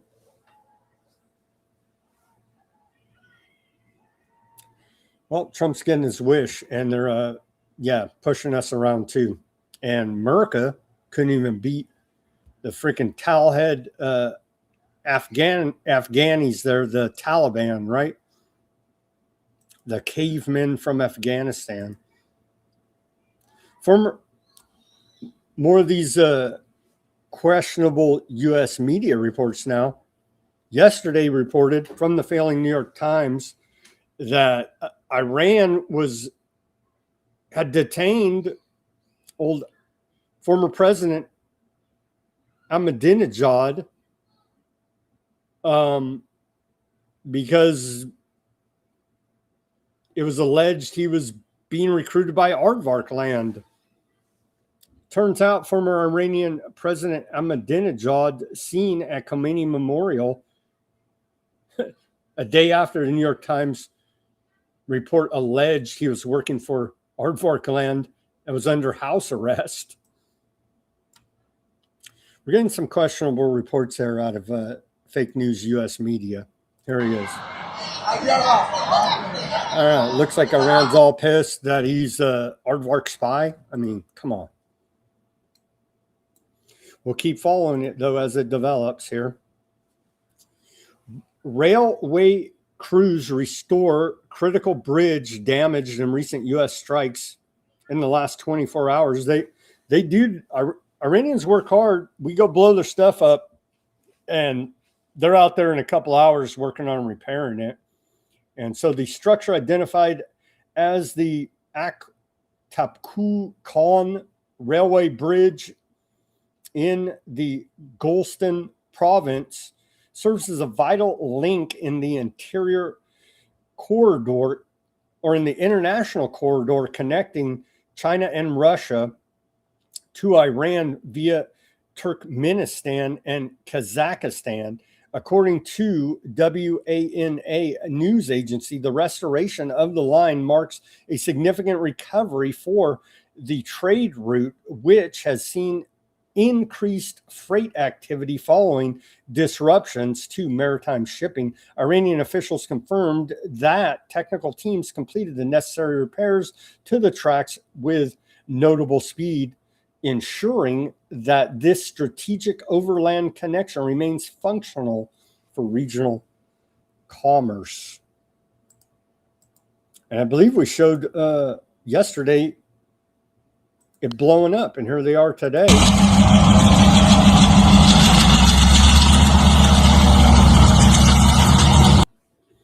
Here they are today running a train on the tracks we blew up yesterday. So great, efficient use of our bombs there, right? Sure. Okay, what's up with the Yemen Houthis and Saudi Arabia? Yemen's Houthis claim they shot down a Saudi Wing Long 2 drone over central Yemen. In the last 48 hours, Saudi-backed forces struck Sayana Airport's runway to prevent an Iranian plane carrying a Houthi delegation that was coming back from Oman Khomeini's funeral in Iran from landing. Houthis retaliated with ballistic missiles and drones targeting Abha International Airport and warned airlines against using Saudi airspace. And Saudi Arabia declared war on the Yemen Houthis yesterday. The Houthis have warned airlines against operating in Saudi Arabian airspace. They put out this meme. We warn all airlines against crossing in Saudi airspace, and they should take our warning seriously until the blockade of their Sana'a International Airport is lifted.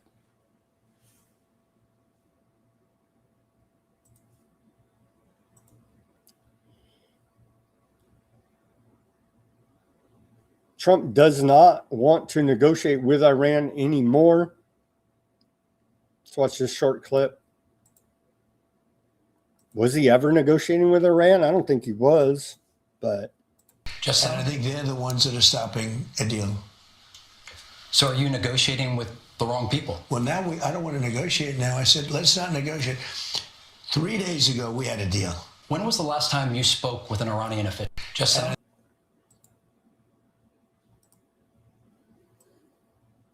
Such nonsense.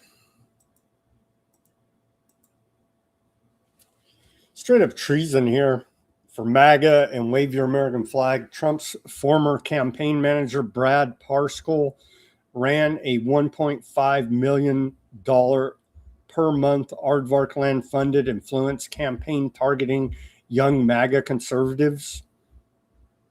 The campaign was officially aimed at combating anti-Semitic behavior and boosting support for Aardvark land, though its impact appears limited. That's a report out of Time magazine. This piece of shit right here, Brad Parscale, is a traitor to this country. Trump's ex-campaign manager is running an Aardvark land influence operation targeting the MAGA base.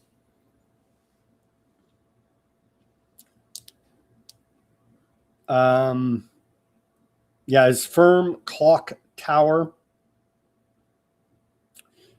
They're running with the Salem Media Network. They are registered as foreign agents, so at least give them that. Donald Trump's aides had expected his supporters to celebrate. Let's see here, let's go back up a little bit. After the U.S. and Iran agreed to a ceasefire deal on June 17th, the MOU, right? A senior U.S. official was monitoring the online reaction when they noticed something surprising. President Trump's aides had expected his supporters to celebrate the agreement. Instead, online clownfluencers in Trump's MAGA movement were excoriating it on social media. One shared an Aardvark Land op-ed titled, "You could have been the greatest president of all, but you failed."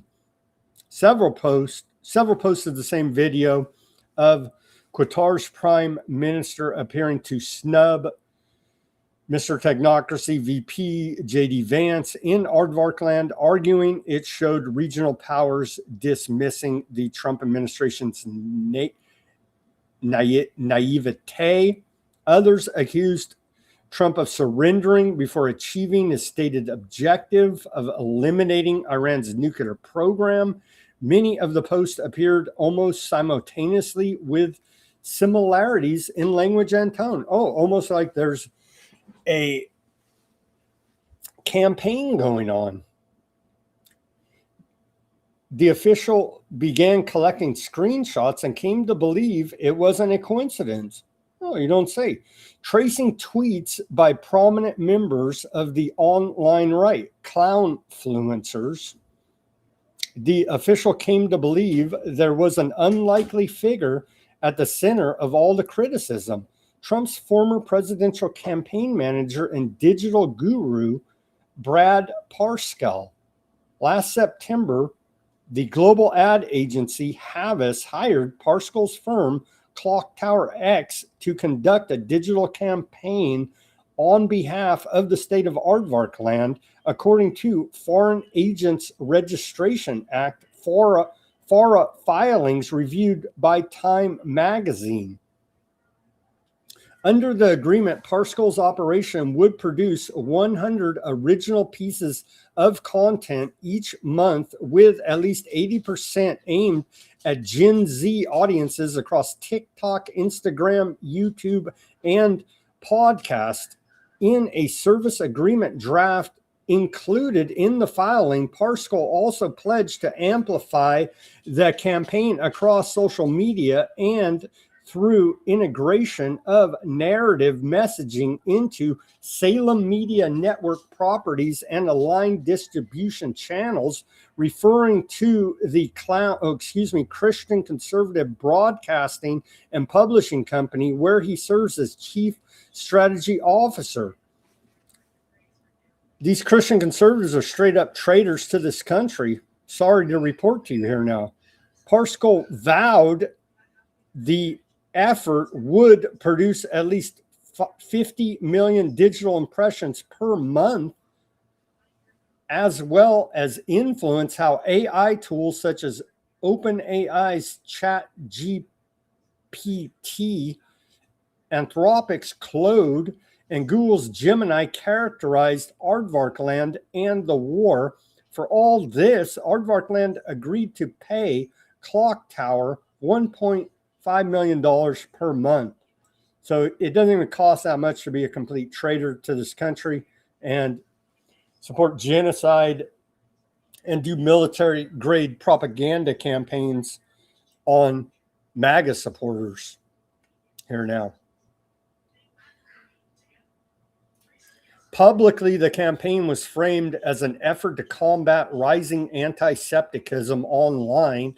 An Aardvark Land Foreign Ministry official familiar with the agreement says there was another strategic aim, preventing young conservatives from turning against Aardvark Land. He stressed his experience at the helm of Trump's political operation with a grasp of both the architecture of the modern internet and the political movement Trump had built. His position at Salem, whose radio stations, websites, podcasts, and digital properties were part of the conservative media ecosystem, had promised to mobilize, was a boon as well. While Parscale acknowledges that the operation was intended to prevent young conservatives from drifting away from aardvark land support, he says neither he nor his firms played any role in turning opinion against Trump's objectives. I've never funded, organized, or participated in any effort to undermine President Trump, even including his MOU or ceasefire proposal, Parscale told Time magazine. The claim that I am coordinating an effort to prolong the war is completely false. The only people manufacturing a conflict between President Trump, aardvark land, and me are anonymous officials using background quotes to make me the boogeyman. Dude, you're registered as a foreign agent for the aardvark land, committing genocide, war crimes, crimes against humanity, brother. Give me a freaking break. You're a complete piece of shit. And F Trump too, and MAGA too. You hear me? Germany's upper house approved a bill that would make denying aardvark land's right to exist or calling for its abolishment punishment by up to 5 years in prison. We did not see that coming. According to the Aardvark Post, the bill still needs lower house approval and has drawn criticism from free speech advocates who say it violates Germany's constitutional protections for freedom of expression. Do they have a right to exist? Not operating the way they are. And it's a Rothschild City of London state. Give me a friggin' break. They're not septics. Okay. They're Eastern European. They're genociding all the real septics.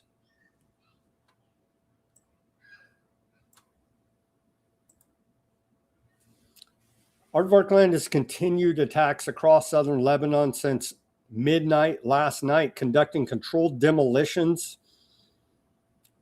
Aardvark occupation forces have been observed maneuvering. And they name all these cities. I'll just butcher the name. 3, 4, 5 villages there in southern Lebanon, supported by intense small arms fire, artillery shelling. Further operations included targeted small arms fire directed toward those areas. Aardvark land forces deployed a drone to drop a sonic bomb on Bayat al-Sayed and discharged 3 additional sonic bombs in the direction of Mansouri. These actions follow a series of ongoing breaches of the established ceasefire agreement. Like, seriously, man. There's no ceasefire. It's just, it's frustrating. Aardvark land artillery shelling widely reported across southern Lebanon. The demolition of homes in southern Lebanon continues. You can see that image. I do believe we have a report from on the ground. More images. They're leveling the joint as they do every day. As they do every day during the ceasefire. Aardvark reconnaissance drone activity in southern Lebanon. Reported here by the Cradle. And then here's a report on the ground. Courtney Banu. They're on the ground in Lebanon. Let's hear her report.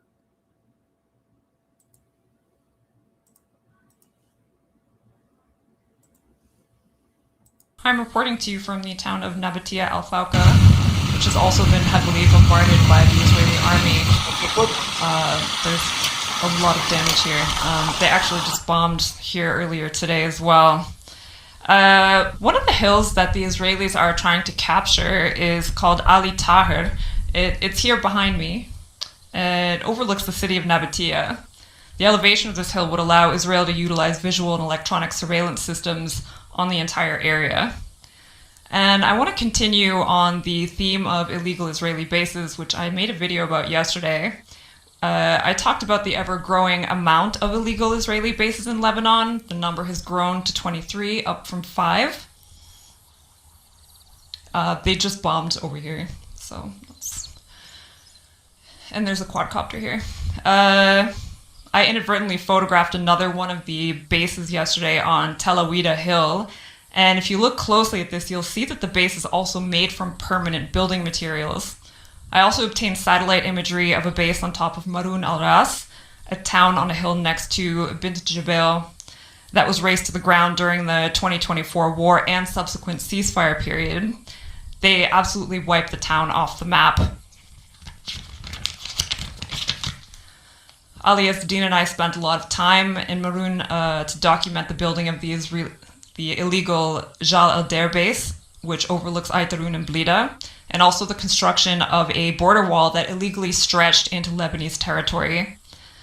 The towns that were destroyed along the border were not destroyed by accident or in some frenzy of war. It was all calculated to occupy Lebanon. That's what's happening now.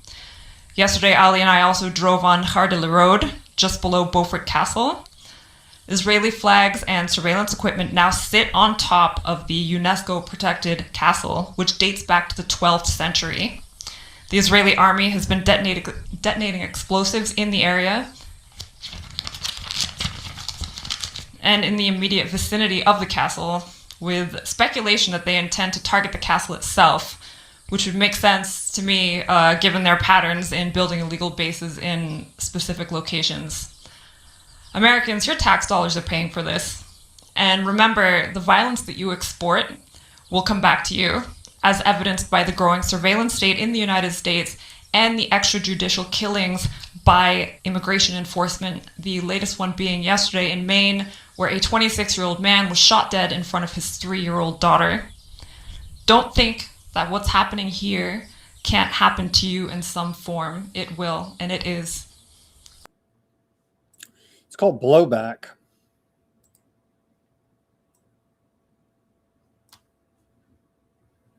And they're using Lebanon, Gaza as a military test laboratory, and you better believe they're going to bring all of their maximized lethality, efficiency, and killing right back here. You better believe it.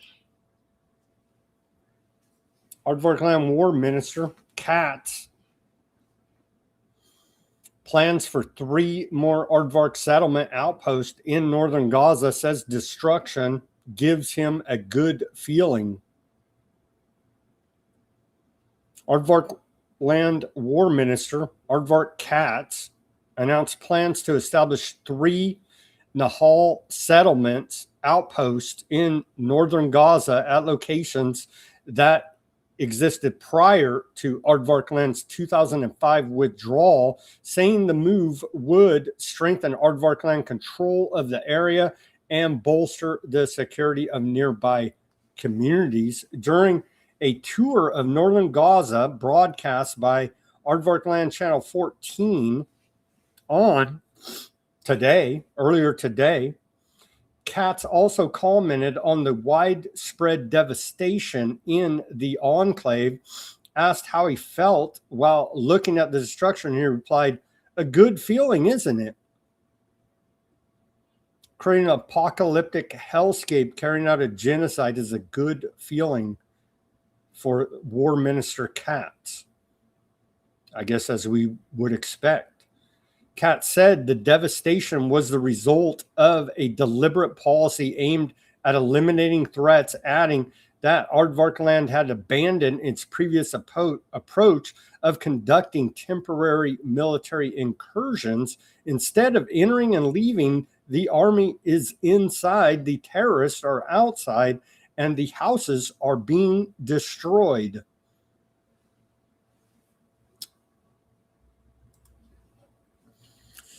The Palestinian Ministry of Health reports 2 Palestinians killed, 21 wounded over the past 24 hours. Since the ceasefire that went into effect October 11th of last year, 1,110 Palestinians have been killed, 3,599 wounded, and 800 bodies recovered from the rubble. Since October 7, 2023, 73,233 Palestinians have been killed, 173,707 wounded. And they're stacking bodies every day as the genocide there continues. Next report, 10 Palestinians, including the police chief of Jabalia refugee camp and several officers were killed by Aardvarkland airstrikes earlier today. They're bombing refugees in tents, you see. Yeah, there's pictures of dead kids. I'm not going to show it. But yeah. Dead kids. I guess this guy's a little bit older. Aid truck driver. They whacked an aid truck driver. He's a little bit older. They got his dead body. I won't show it.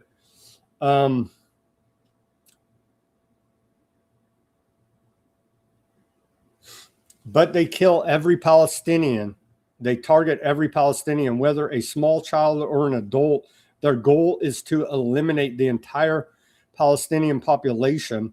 A relative of 10-year-old Matzah Marwan Adu Sa'ar, who was shot and killed while playing inside his family's tent today, said, and there's pictures of the dead kid, 10-year-old.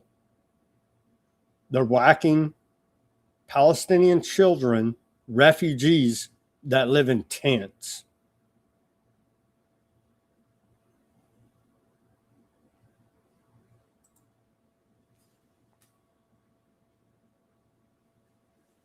And that's all the reporting I got for today. Let's take a look at Iran International latest headlines here. Have we won the war again, Trump? U.S. reimposes naval blockade around Iranian ports, CENTCOM says. We reported that. Divisions in Iran show success of Trump's policies, the White House says. Iranian media publishes video showing drone attacks on Jordan, on U.S. bases in Jordan. Kuwait says air defenses intercepted drone attacks after Iranian strikes. Secretary of War, what do you do with a drunken Hegseth? Urges Iraq to disarm Iran-aligned militias. They've been working on that a minute, trying to get rid of the proxy militia groups backed by Iran there in Iraq. Bahrain activates alarm sirens amid ongoing attacks. Let's take a look at Al Jazeera and we'll wrap up this broadcast today. Trump vows strikes to continue until I say enough. We played you the video. As U.S. pounds Iran. Iran says it targeted U.S. F-18 positions at Jordan Air Base, at Jordan U.S. Air Base. Oil rises as U.S. blockades Iranian ports and Iran launches retaliatory strikes.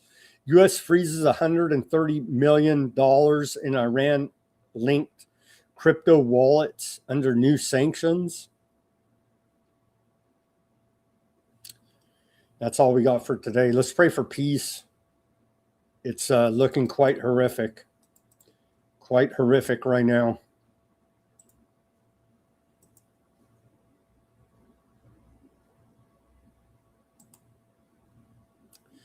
Heading over to Odysee. Shout out to Odysee chat. Thank you guys for tuning in on Odysee. Shout out to John Deep, Fat Bob. Fat Bob says he trusts the plan. Brother, don't trust the plan. I'm telling you, they're lying to us. I know he's just joking, but anybody out there trusting the plan, don't trust the plan. They're lying to us, okay? Fat Bob says Greg Manarino's multiple news alerts out this morning paint the grimmest picture in terms of energy and food inflation, warning of this since 2020 at least. I agree. It's quite horrific.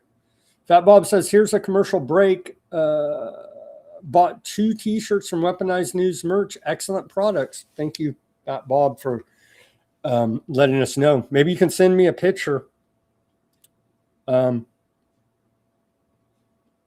out to Highland Huffman. Iran's entitled to a profit. Oh, man.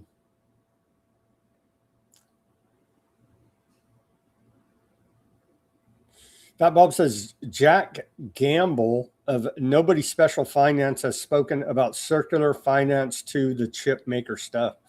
Yeah, it's a giant circle jerk.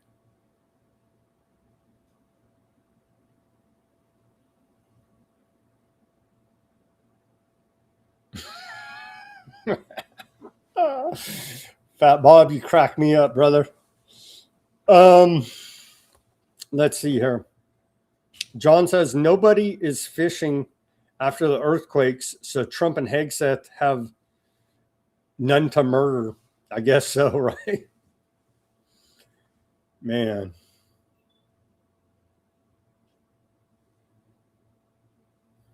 I want to know how many engineers, but from where? India via Canada? At this point, bring back Dark Brandon. I agree. I agree. Trump turned out to be a big wanker. Who to flunk, Highland says. Yeah. I tried to warn my fellow Americans that Trump is a piece of shit, is demented, and is owned by the aardvarks. Now they agree, John said. You did your part, John. You see us doing our part. Here, trying to warn people, trying to let them know. Turn off the damn Fox News or whatever bullshit propaganda you're listening to and take a look around about what's happening. Okay? There's no secret plan. They're not the freaking secret white hat good guys in the government. The government's an organized crime syndicate looking to rob, cheat, steal, and murder. Okay? And they could give a damn about you. They want to steal everything you got and then grind up your freaking bones and freaking make bread out of it. You understand? Our audience understands, but man, it's just so frustrating dealing with these idiots out there that refuse to even look at anything. It's just wave your flag, America, yeah, killing terrorists. It's like, brother, that ain't it.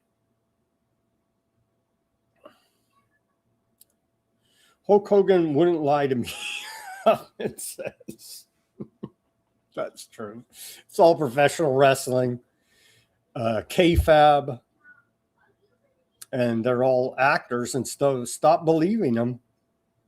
Stop believing them. All right, guys. Last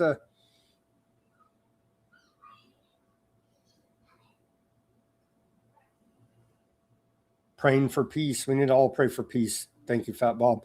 All right, thanks everybody for tuning in on the Odysee, X, Bitchute, Kick, Substack, Rumble, and YouTube. Let's head over there now. I don't know if I could stand the YouTube chats. Quite a few, though. Thank you, everybody, for tuning in. You cannot believe nothing anyway. I think, let's see here. John on the YouTube says, think about it in the news media. Democrats are using Epstein to try to destroy Trump. Well, Trump is the one who tipped. That's the same. That's bullshit. That whole narrative is bullshit. All right. Trump is part of the Epsteiners.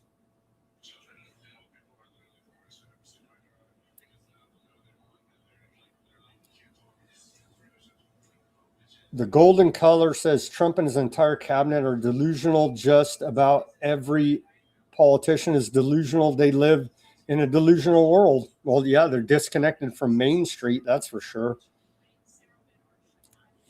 We're nearly $40 trillion in debt, only to continue to rise right along with inflation until the eventual financial collapse. Yeah. I can't argue with you guys there at the time of the bankers choosing. And then when that happens, if we had the real tough guy, Mr. American hero, and all this bullshit propaganda they pump, the big men with the big guns that wave the American flag, if they were true American patriots, they'd go arrest the damn bankers. That doesn't happen. Maybe at some point. Fox's Zionist propaganda machine. I agree. Denver on the YouTube. All partisans are effing morons, unable to think. Tell us how you feel, Denver. All partisans are effing morons, unable to think, and pompous assholes, unwilling and unable to have a discussion. They are children, even if they look like old men. I agree with you. I agree with you wholeheartedly there, Denver. They have the mind of a child. Shout out to A-Dub on the YouTube. Oil is about to go up to 200. I fear you're right, A-Dub. I fear you are right. Khomeini is leader. Khomeini. Ruckus is a stickler for pronunciation. He tells me I'm pronouncing the new Khomeini because they have another Khomeini before these other guys. I'll just say Khomeini. I can't do all the accents. You know what I mean? But let's see here. Yeah, quite a good chat going on. Appreciate you guys in the chat. Zio says inside jobs. I'm sure executives selling off their shares. Are you uneducated, poor, desperate? But no, it's someone else's fault. Try MAGA. Call now to receive a bonus freedom coin to prove. That's a good one, recycling. Oh, man. You're hungry? Can't afford groceries? Get $50 off this month's dose of Ozempic at trumprx.gov. D2T says, respect, Sam. Respect back at you. Thank you for tuning in. Yeah, give me the likes. Thank you, D2T there. Pump them on the Rumble. Tell him, give me some of those likes. Give me some of those likes on the Rumble. GOP are criminals. The entire government are criminals, but yeah, they are as well.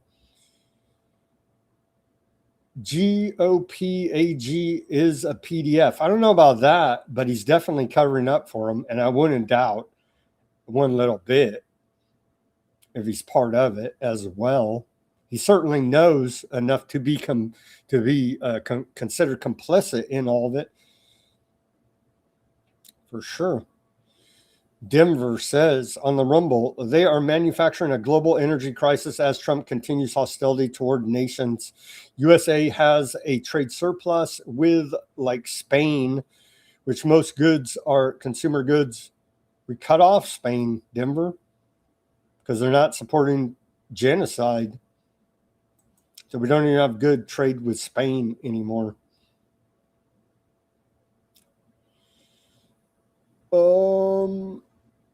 Let's see. Dems and Republicans are shit, Jason says on the YouTube. Yeah. We need a new party that will put term limits on senators. The only way shit changes without violence.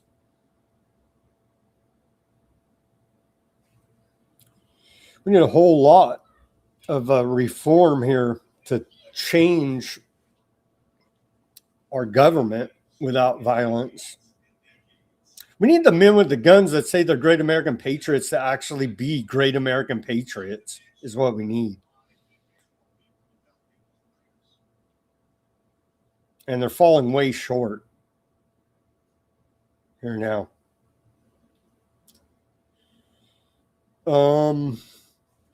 The order followers need to stop following evil orders. That would be the big men with the big guns. BRICS nations monetary system, all part of the same central banks, Jason.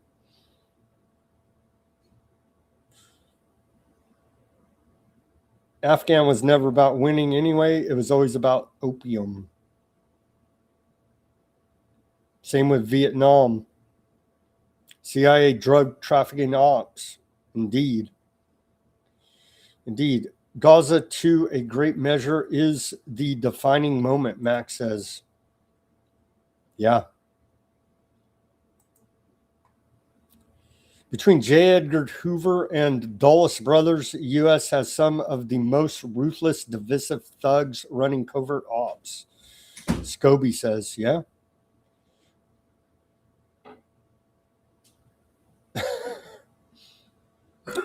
Yeah, they ran it out of Cambodia and Laos. Yep. Trump couldn't beat a blind chicken at checkers, David says. Then there's child sex vacation getaways. Yep.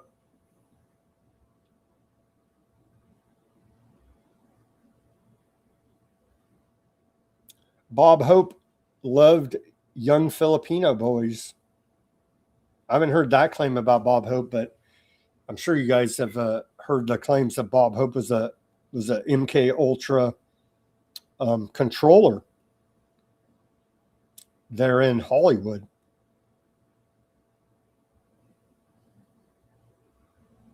Peter Thiel reminds me of J. Edgar. Think he's a cross-dresser? Maybe. He is an open homosexual.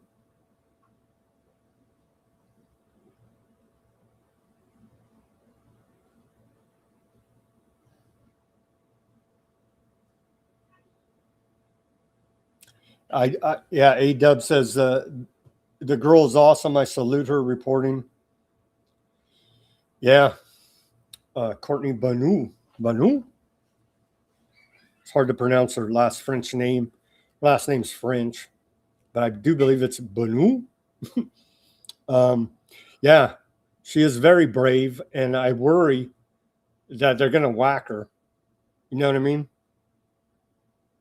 And she's posting up reports of their military bases and stuff. They're going to say she's done. You know what I mean?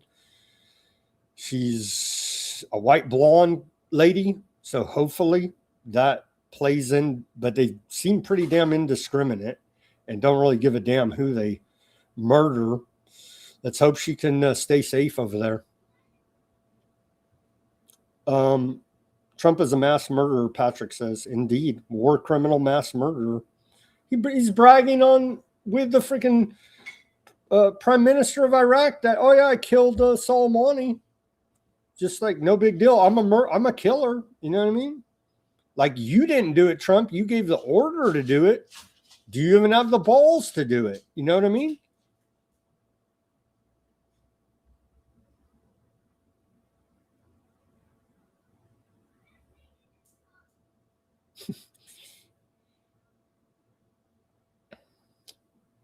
Netanyahu is a mass murderer. Yeah, they're all war criminals guilty of committing genocide.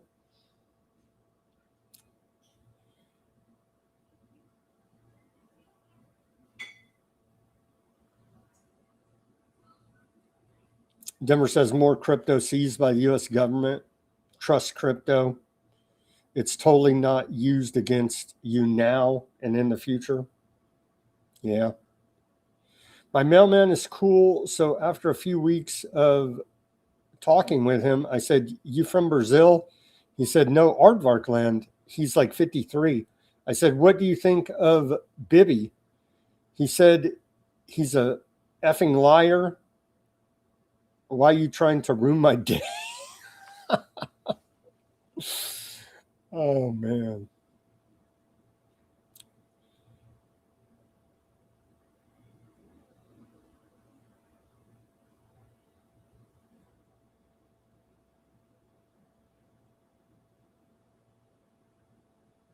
Said, you are bullshit. You are a bullshit. You are a bullshit. How about working on your grammar before using those insults?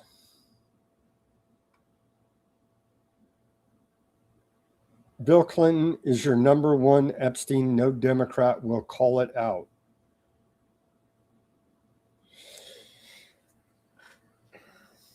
Will they? I've seen that argument.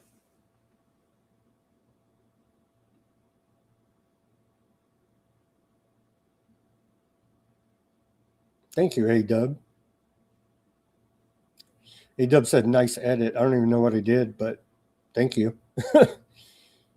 Let peace reign. Carrick on the YouTube said, we're praying for it here, brother.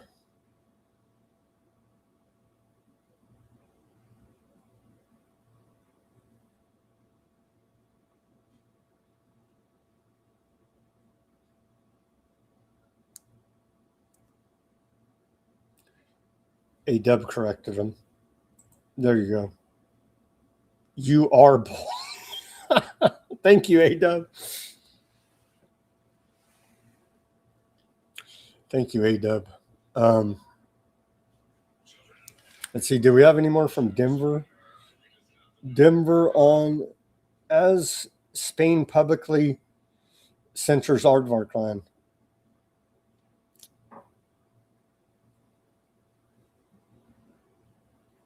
All right, that's all I got today. Wait, one more from A-Dub. Yeah, she's got an angel over her for now.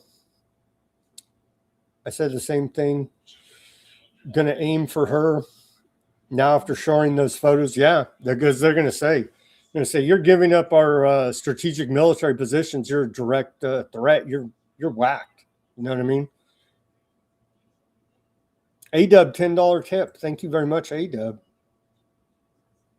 Super chat, $10. Thank you very much. I do appreciate it. That's all I got for today. Let's pray for peace, guys.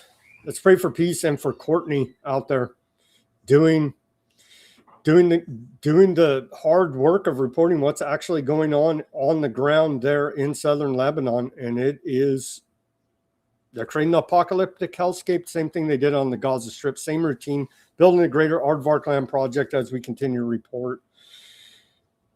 As always, everybody do your own research, peace, love, and freedom. Speak out and take action. Have a great rest of your Tuesday evening, and we'll be back here on Wednesday for more Weaponized News. Pray for peace and court.